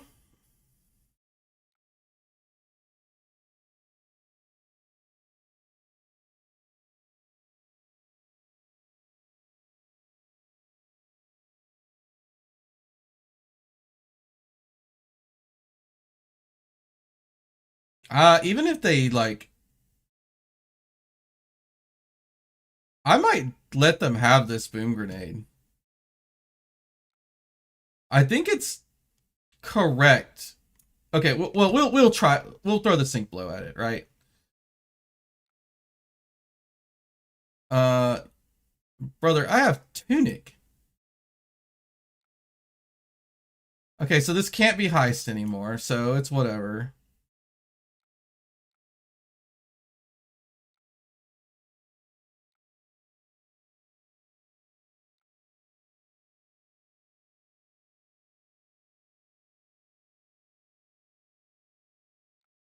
Yep, 2 damage. I'll take 2. I'm going to take a card off the top of your deck and out of your hand. Yep, I will... That's your action point. I'm just going to block.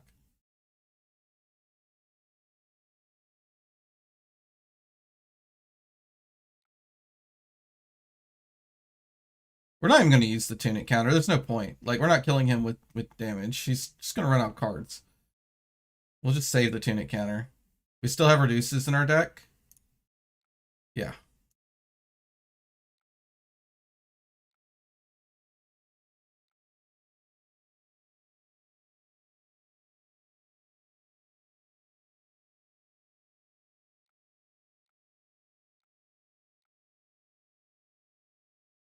I don't think it hurts the deck very much to not have access to Reaping Blade.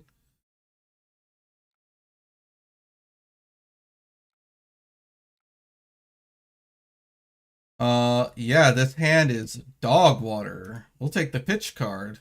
Just leave them with a bunch of reds.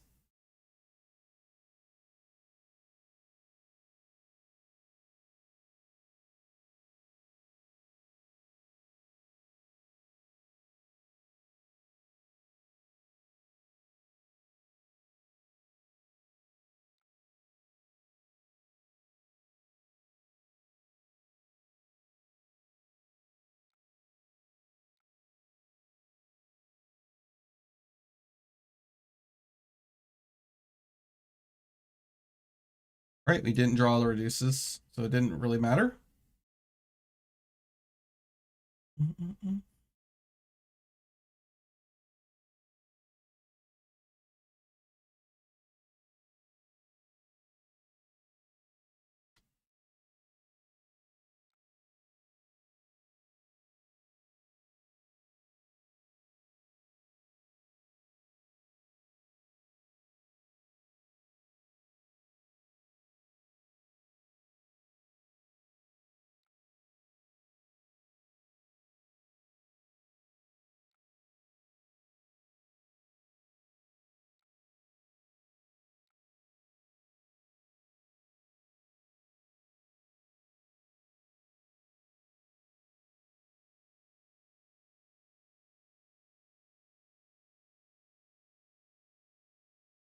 What'd they even name? Oh, the card I blocked with Keck W.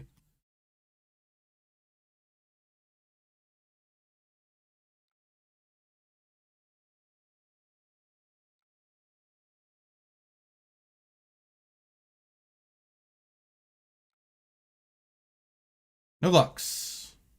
We will go to 27. Yep, you got it.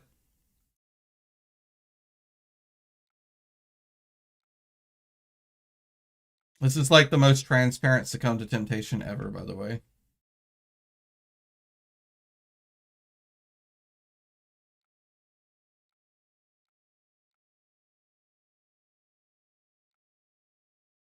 All right. We yeet it into the distance. Let's go.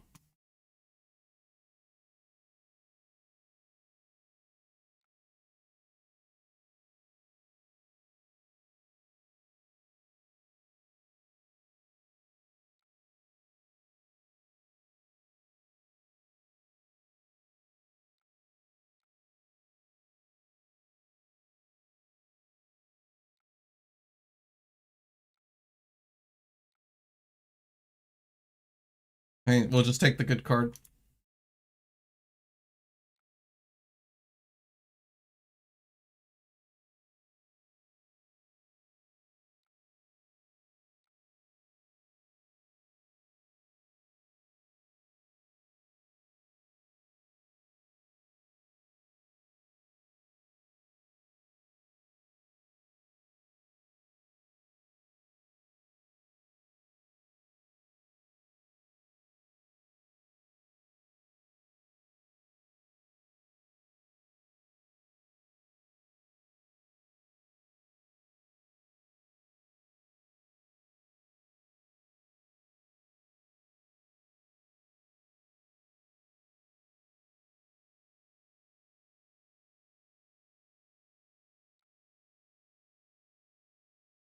Oh, this is pretty cool. So we could go here.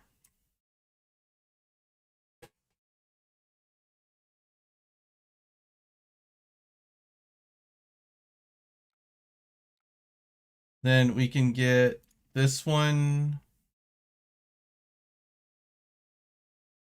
or this one. Now we could just block down.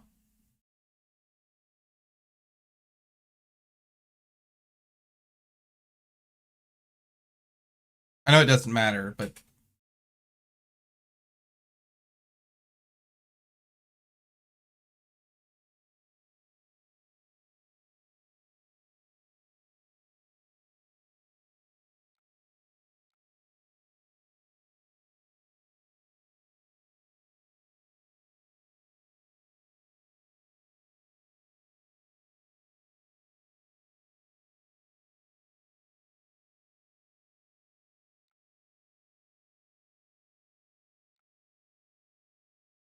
all right. And then the Haunting Rendition makes a rune chance, so we don't even have to use the tunic counter.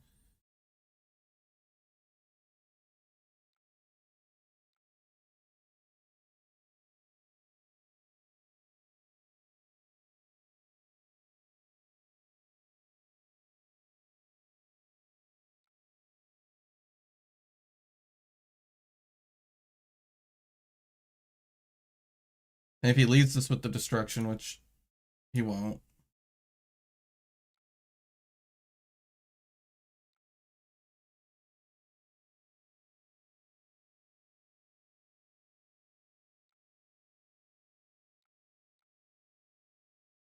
What's the last? Oh, it's prismatic lens.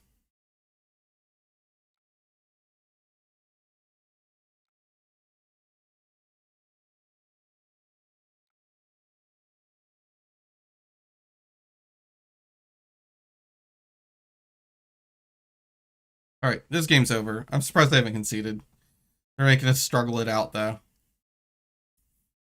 We will honor their struggle. Anyway, hi.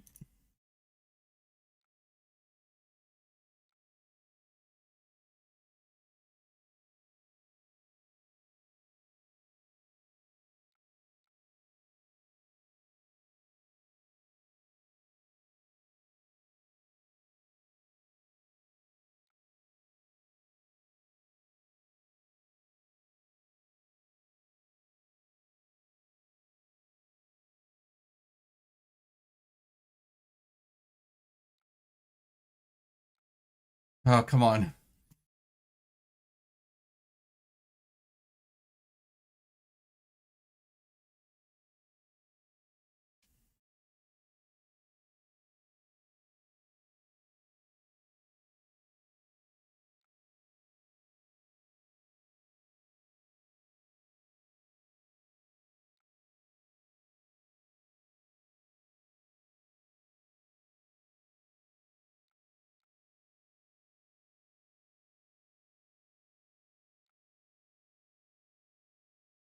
Yep. Reduce the rune chant on Symbiosis Shot.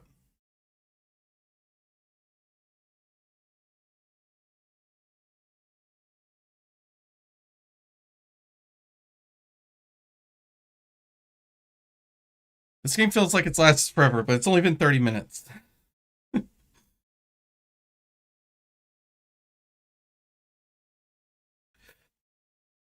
Come on. Yep. We'll banish the thing. We'll shoot the thing out. We'll take the last card from your hand.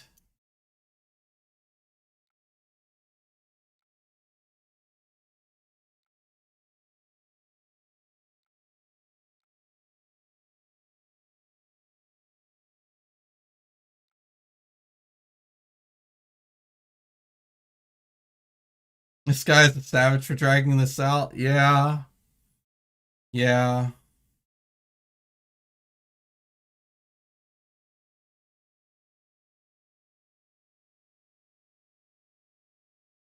Like, is this person angry? I can never tell.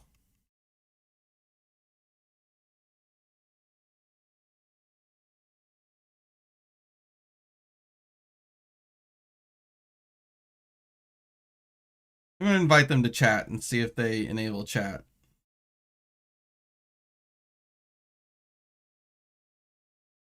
Nope. I think we got homepaged, and I think they just like post something that Talishar doesn't ever time people out anymore. So how do I get out of a lobby now?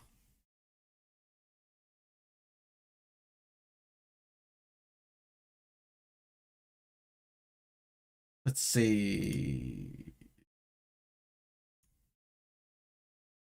Let me reread that Talishar release notes. I've just removed all code related to player inactivity. For the moment being, you will never see a leave game button if the opponent leaves the game. We will try to rework it from the ground up.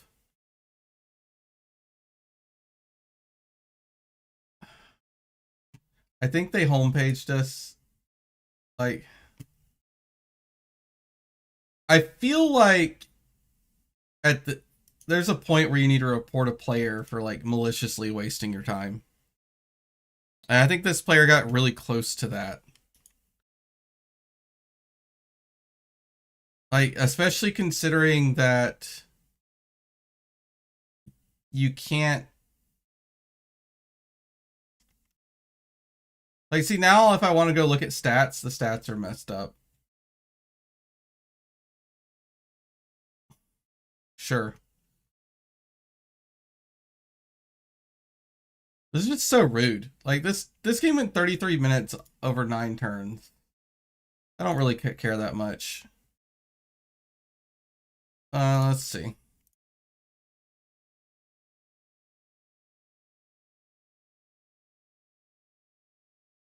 Your time, 10 minutes, yep. They took double the time. Alright, we should have time for one more. I don't really want to play against a Marlin. I'll just make a lobby.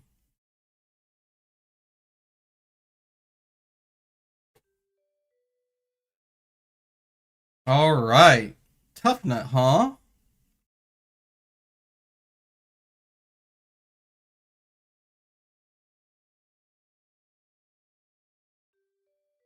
Good luck, have fun.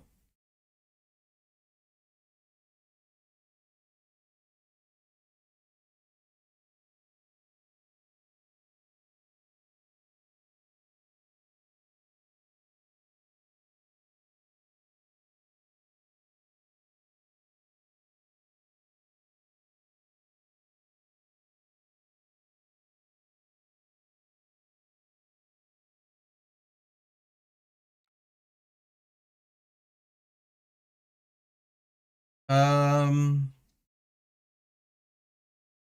is it okay to take a little bit of blood debt from invert?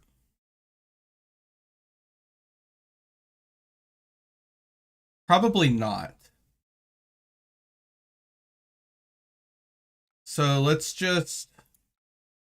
pitch it away. And then move to end.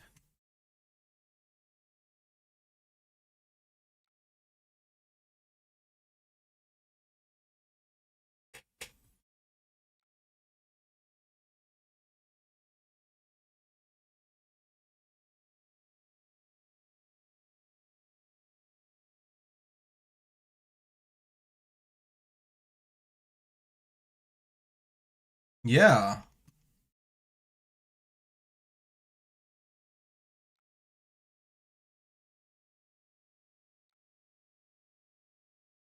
We're probably stacking this matchup, right? So he's going to swing for 7 after this, guaranteed.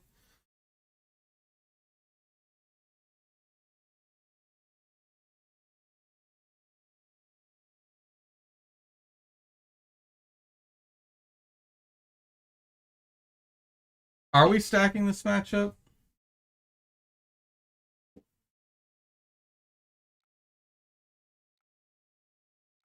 We just take 2. I kind of... Okay, this is a deck that could definitely fatigue us. Let's... It's better to stack, right? They're a 3 intellect hero.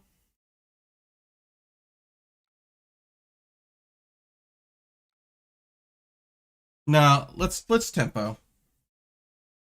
So we're going to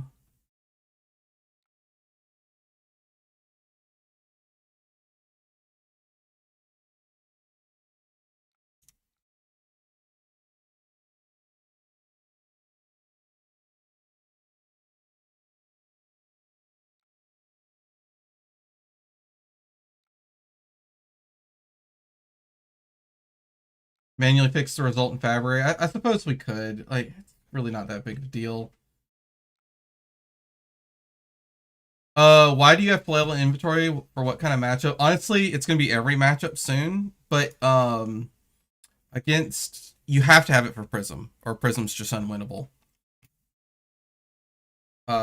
It's good into Acilio, and there's probably other matchups it's good into too. I just haven't like figured out what those matchups should be. I don't have enough games on the deck. I haven't done like any kind of like in-depth study where I jam like 20 games and then evaluate like what goes well, what goes poorly. Am really unsure unless they have the card that blocks 6 when they have no cards in hand, or the card that discards a card when they block, or something.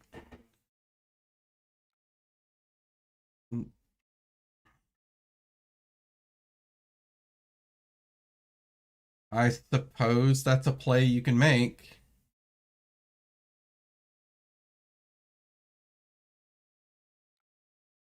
Giving up equipment.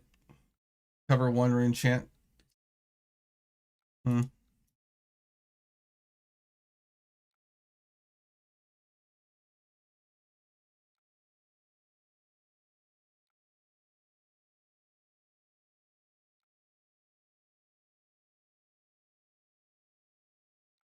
Oh, it can't be prevented, can it? That is unfortunate.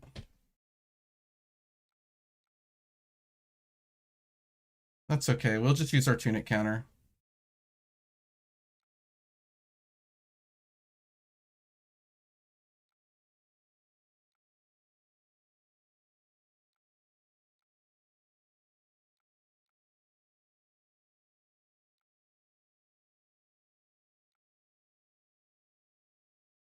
Oh, that's not what I do.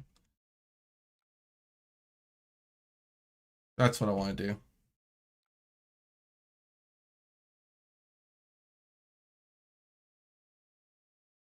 We're just gonna kind of massage the matchup a little bit. I want to see what a tough nut thinks that they're supposed to do here, because they could technically give me 3 cards and like go for a rock swing off the top. They have tunic counter. Okay, Oh, that's 8 damage.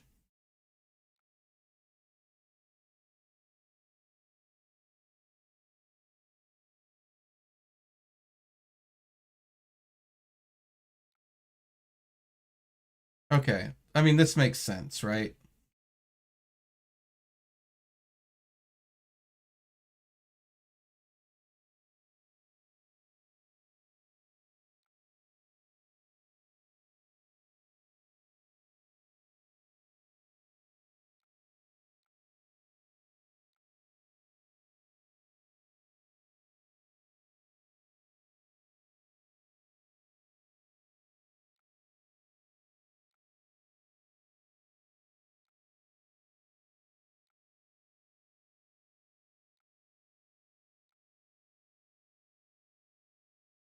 Acceptable. I think we could trade blows some. I want to banish this, play the read the runes, and we'll push a bigger turn. Because I feel like we could just easily go over what his hand can do with very small, like, burst turns. We could even try going for a creepers play, right? We could find a funeral moon.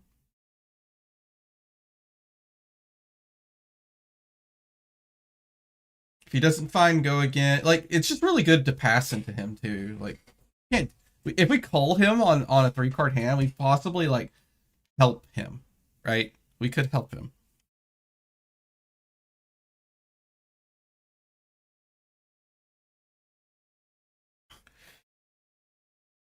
Okay, well, this doesn't have go again. So the play here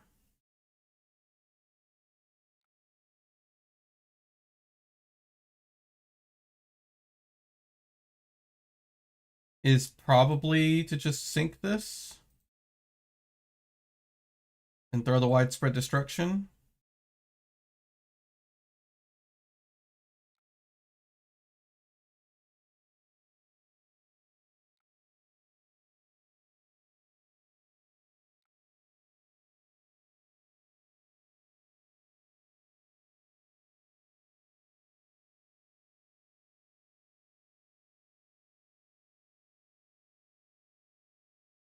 Oh, that's pretty good. That's pretty good. That's pretty good. I didn't even think about that play. Oh, that's mm-hmm. Off the top. A card I'm not very familiar with. Whew. Yeah.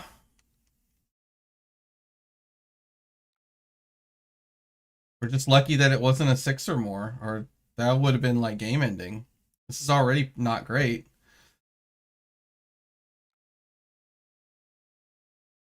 One of the few matchups where I've actively somersaulted cards back to their hand. That is a very big brain play.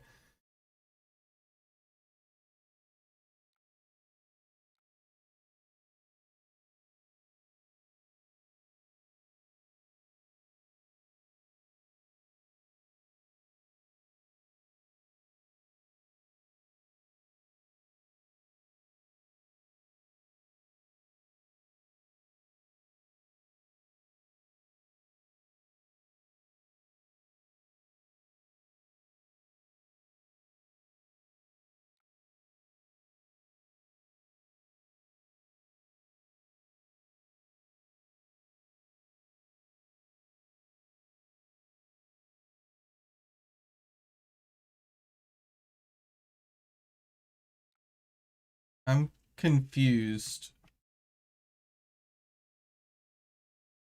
Like, did you hold on? Did you mean to keep A being? I'm assuming you did.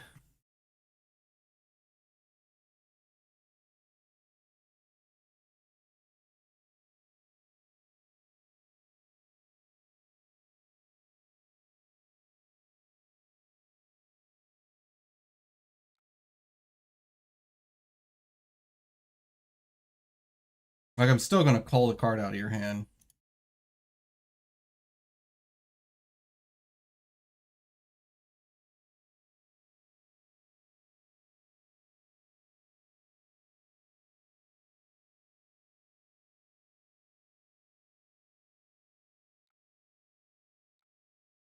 Okay. We still get whacked by the rock unless they exactly find a red.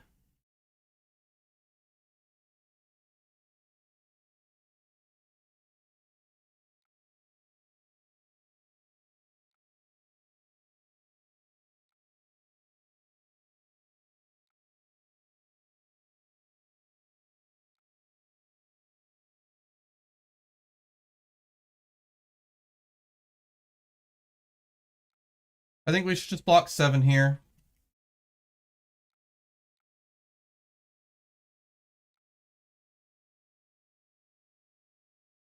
We'll banish invert. Use tunic counter to play it out.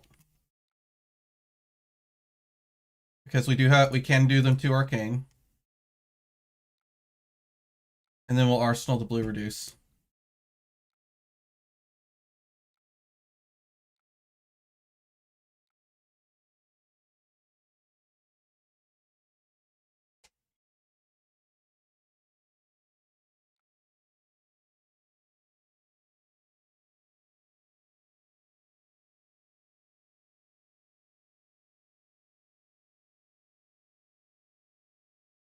It's funny, Face Purgatory isn't like the greatest here either.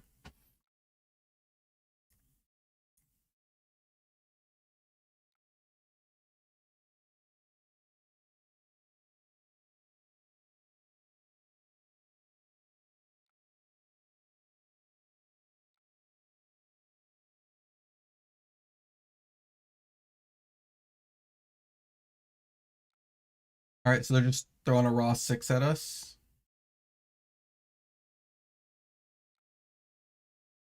I feel like we were in a mode where we just want to stack now.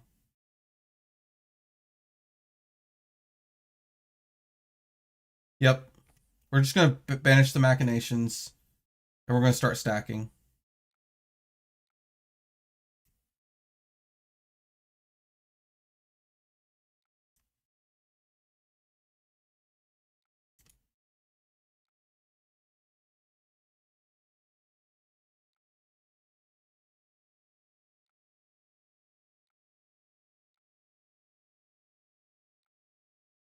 Let's put Dirge back.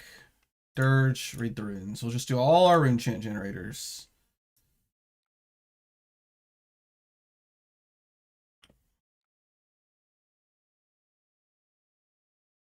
Okay, maybe we're not stacking.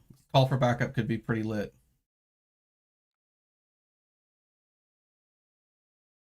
I guess you're right. That would have been a decent purg turn.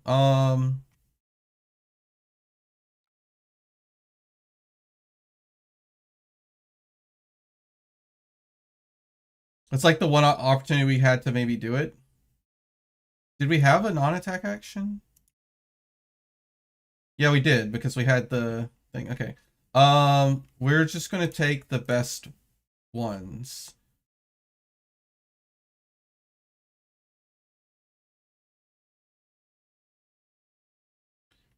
Do you think he's gonna try to stay on Arsenal or play it? I think he's gonna try to stay it.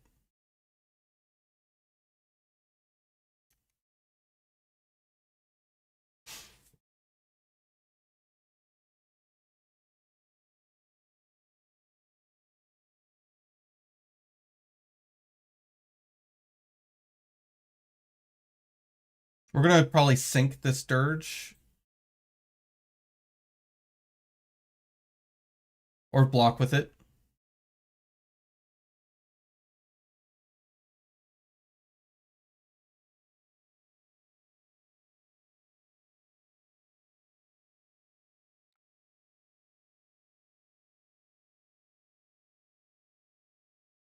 We could also just banish it. I guess we'll see. It's a 3 block, so we'll keep it. Heavily implies that they're gonna use their arsenal.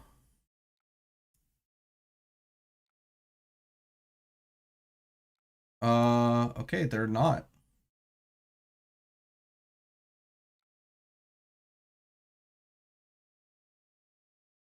Well, we don't really need the rune chance. I would rather save 2 life.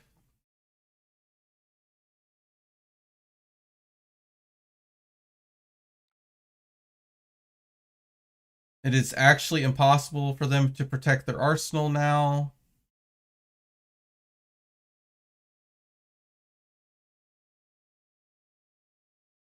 Right? Yeah, it's actually no. They could give up the rest of their armor.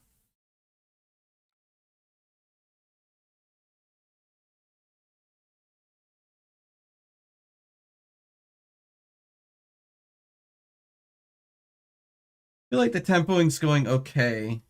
We're still behind on cards.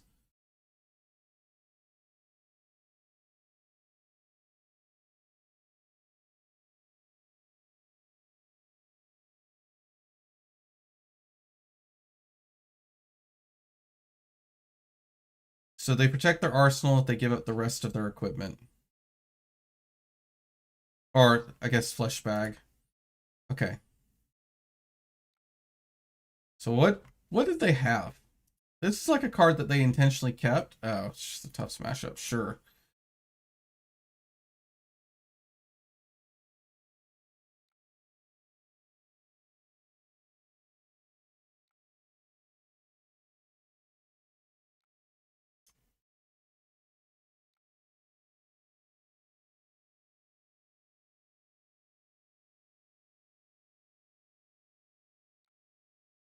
Um,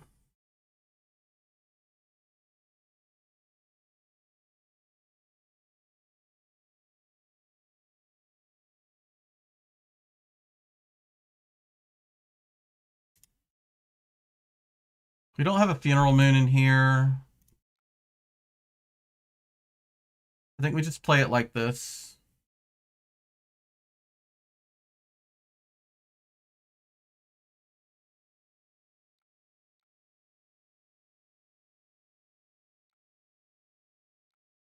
We'll take a blood debt.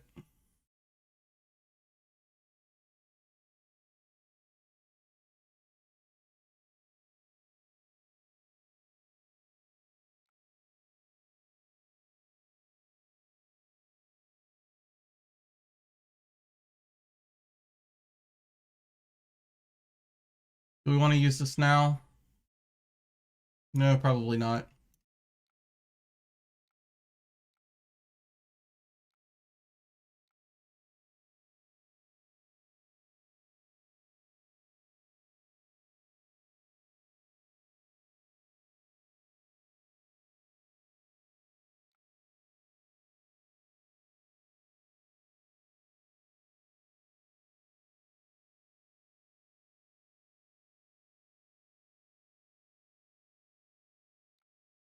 Yeah. Okay. They rolled it twice and got 2 action points each time.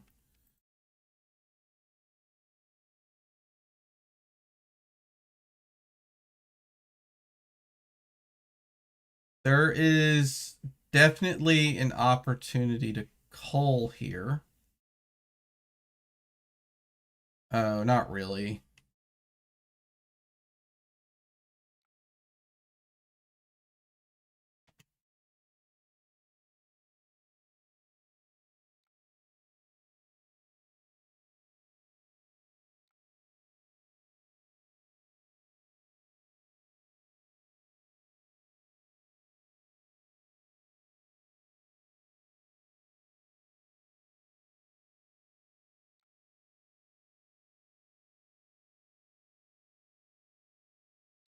Is this another off the top or whatever? What's the... Okay, it's just a blue buck wild. Sure, sure.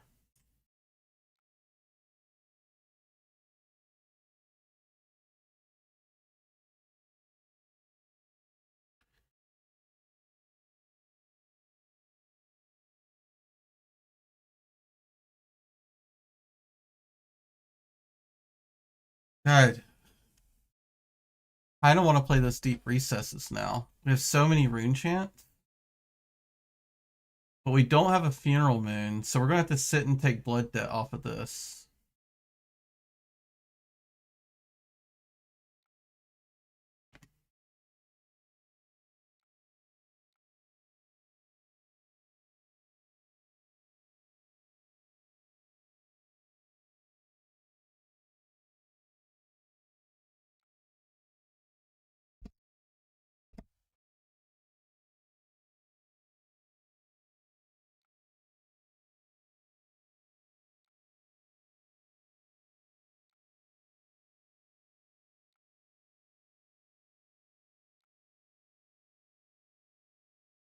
Okay. They're not keeping anything in this hand.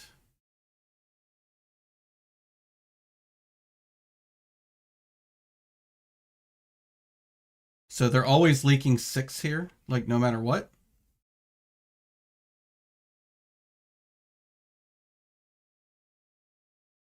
They're not on tunic counter, so they have to hit exactly a blue off the top in order to hit us the hammer.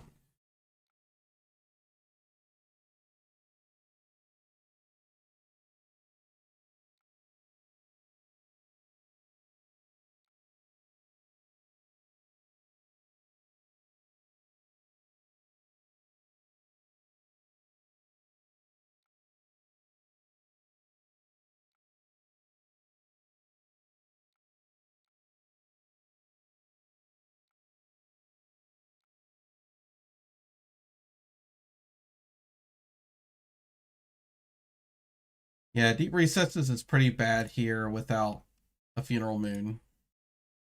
Like, cause the coal is almost never going to do anything, and like we don't really want. Oh well, they had a thick hide. I mean,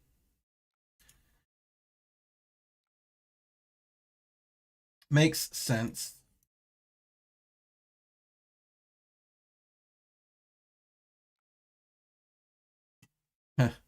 Yeah, they're just him, aren't they? Sure. This is pretty easy block.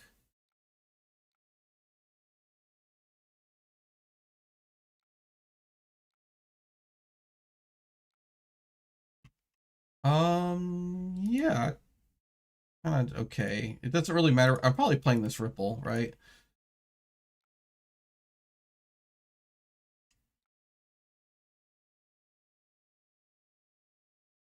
See.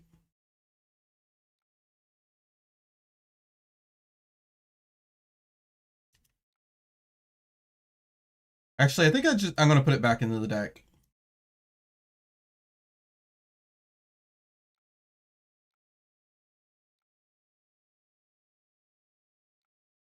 I think I need to put it back in the deck because like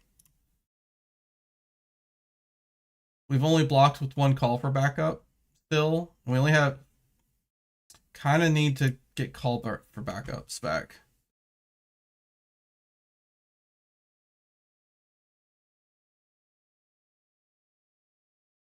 We have a bunch of funeral moons in the deck too, so if he lets us have an eloquence token here, feels really good.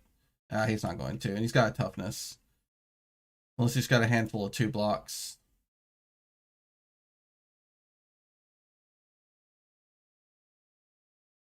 Oh.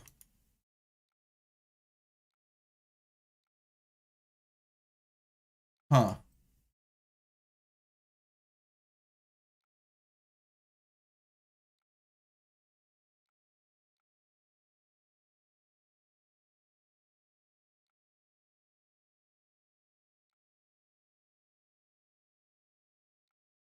Yeah, he's on tunic counter. That makes sense.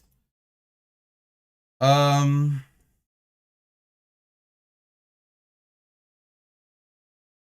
do we even have a target for this? We don't.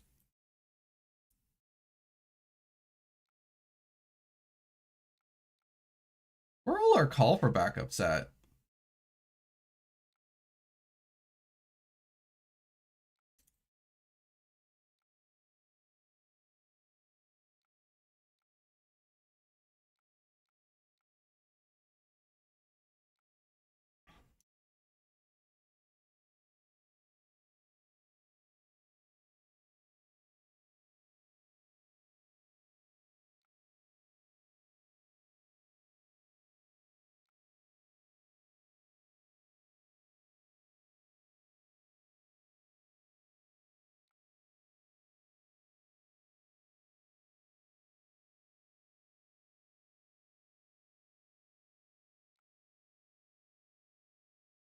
Give me Arsenal Pass.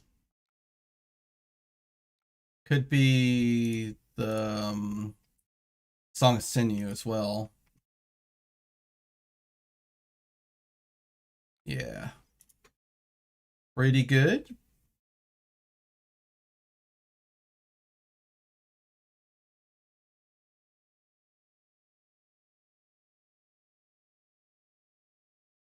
So he's likely throwing 11 at us, right? Is that how that works?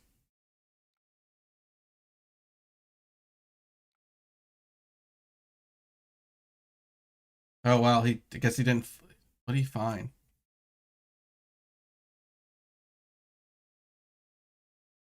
Huh. Sure. We block here, here. Let's give a little bit of armor. We're gonna banish this blue reduce.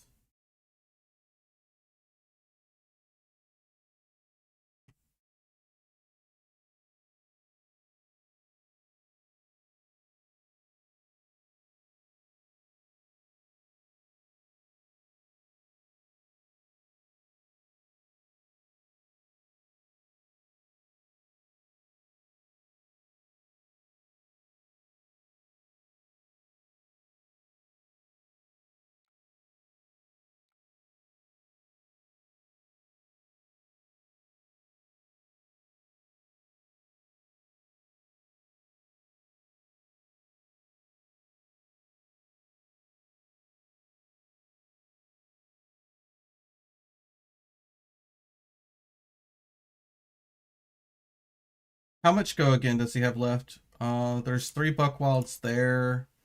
So he's got quite a bit.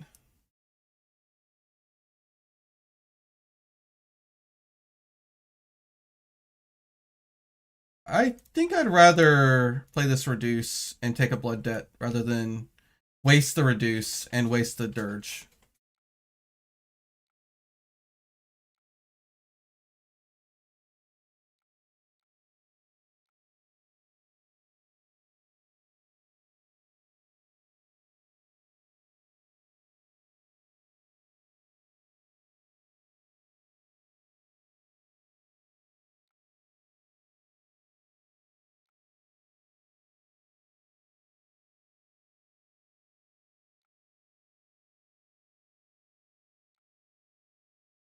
Probably the best perk we're gonna get.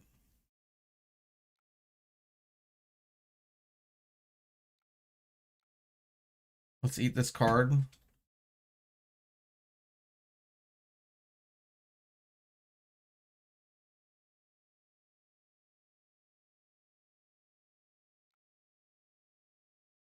Oh, that's great. That's actually like ideal.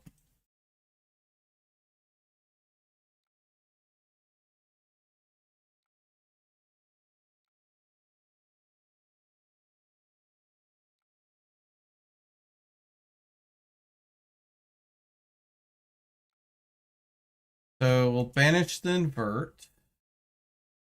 We'll play the dirge.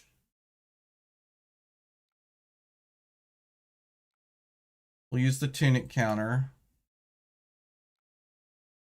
We'll play the invert.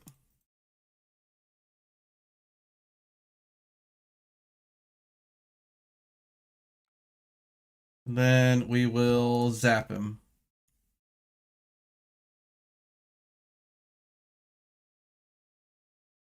You'll probably only let this hit for 1.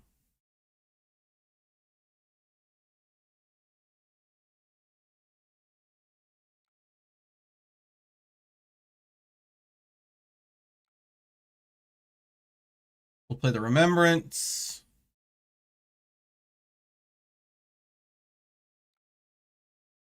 What do we want to put back in? Oh, all our deep recesses are in. So I think we put a deep recesses back.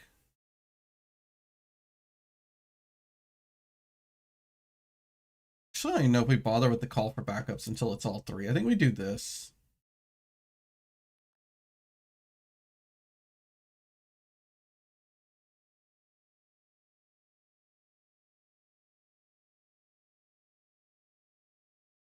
Because we might be sitting around for like enough turns to get Tunic online.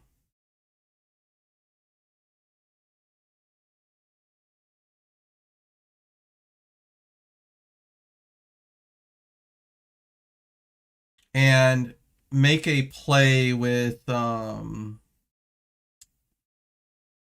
how many funeral moons do we have left? Yeah, so we can make a play with a later funeral moon maybe to give us a rune chant, and yeah, give me something like that.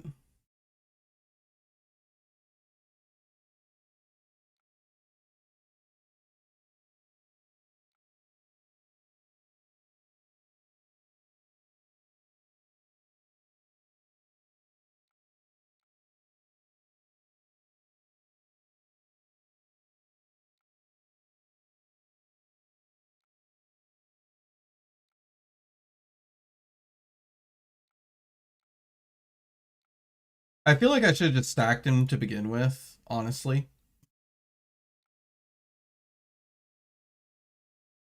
But I kind of wanted to experiment to see if he was tempoable. I don't think he is. I think if we just sat there and threw attacks at him, like, his deck is just too efficient.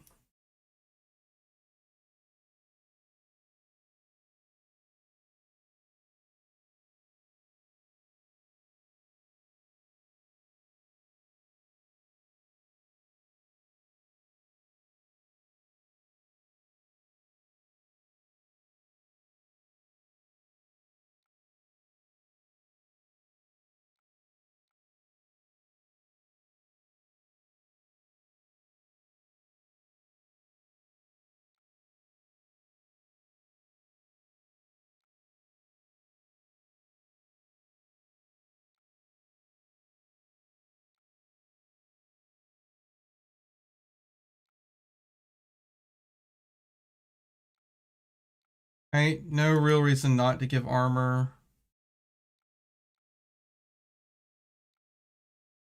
We love that card. That card blocks for 4.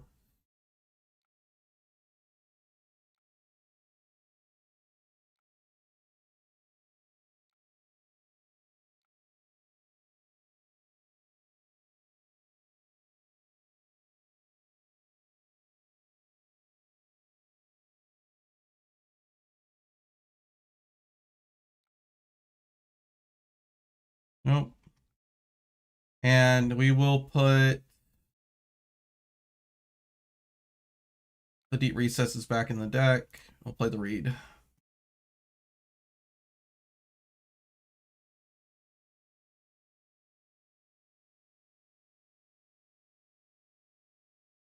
If he stumbles a turn, this isn't a stumble. Ugh.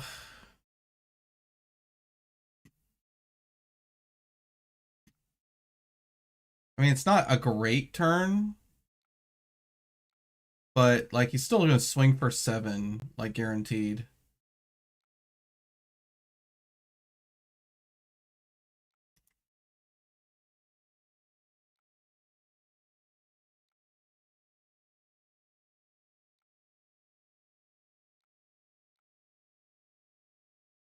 Okay. That's unfortunate because like we really can't afford to go to 2.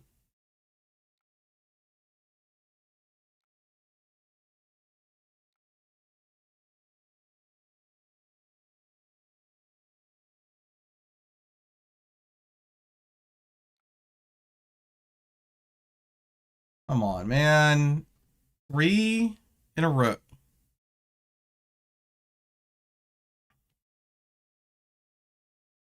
This hand at least blocks really well. Yeah, it's because it didn't convert.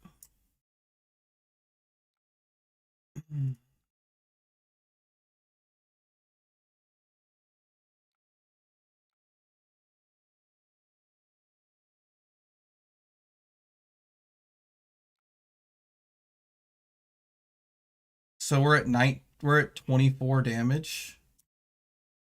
We're not quite there yet. Okay, he whiffed. Unless he's got a 2 cost. I wish I would have kept the... I thought for sure we were giving up the whole hand. Yeah, that's a misplay. I should have kept it. Oh wait, he could just play this. All right, sure.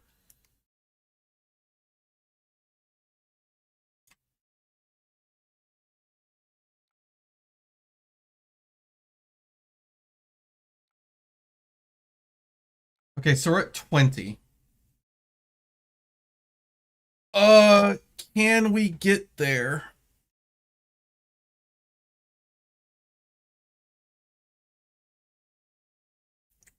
We've got Reaping Blade. I think he's dead. 26.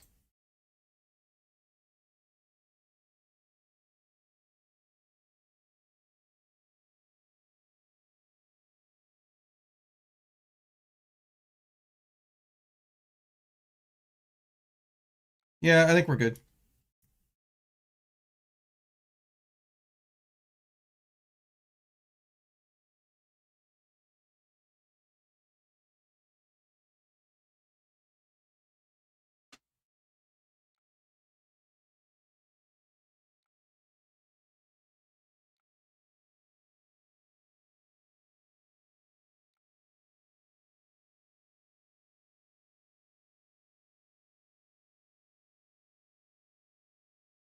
Because he doesn't really get any value off this, right?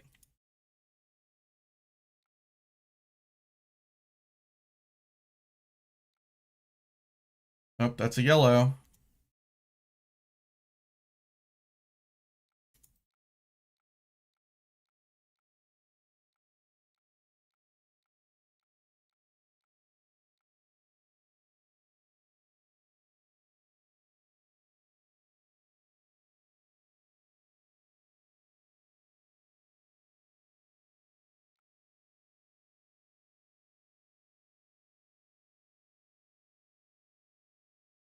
So he has 3 life left. So then it's always better for me to just do nothing here and force through the rune chant with the embalm the next turn.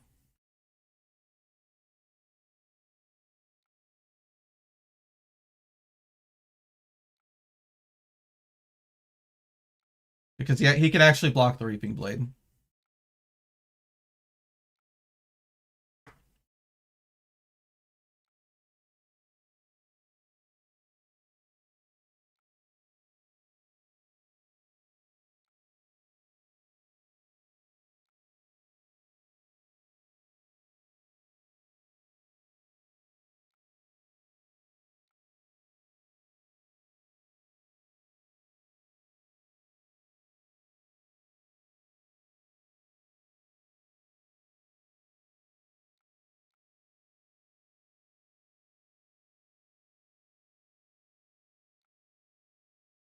I don't necessarily think the way we approach this is wrong either. And this is like an approach you don't really take with Vynsett, where you kind of like see how willing your opponent is to take some damage.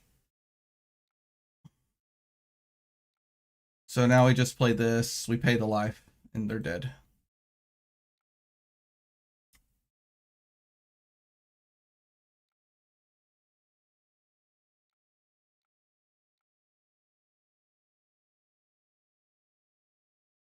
All right, we did it. I thought we might lose that one for a second. We had to play really tight at the end. Next time I play Tough Nut, I'm just going to stack them the whole time. We'll see how it goes.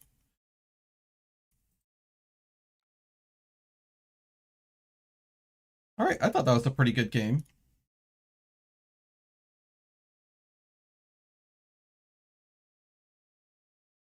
I think in general, isn't Tough Nut like really unfavored in the Vynsett matchup? I would just think in general that he is. And I don't know, his hero power is okay if you hit blues off the top. But I think he's pretty favored into this style of Vynsett play, right? Where I want to play tempo. I have to like stack. And that's interesting.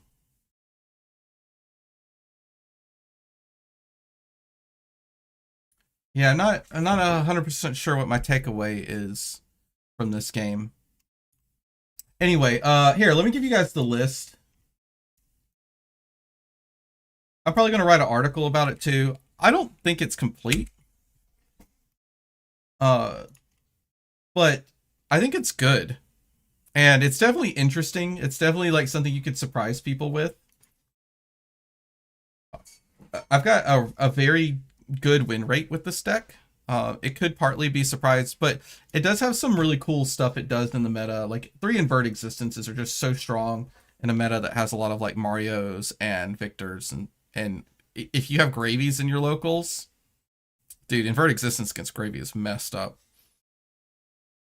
So if anyone wants to give it a shot, I would say have at it. Let me know your feedback.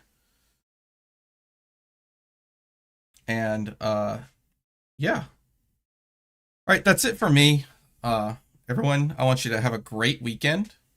I feel like we're going into a small lull as people are prepping for Pro Tour Yokohama. I'm personally not going.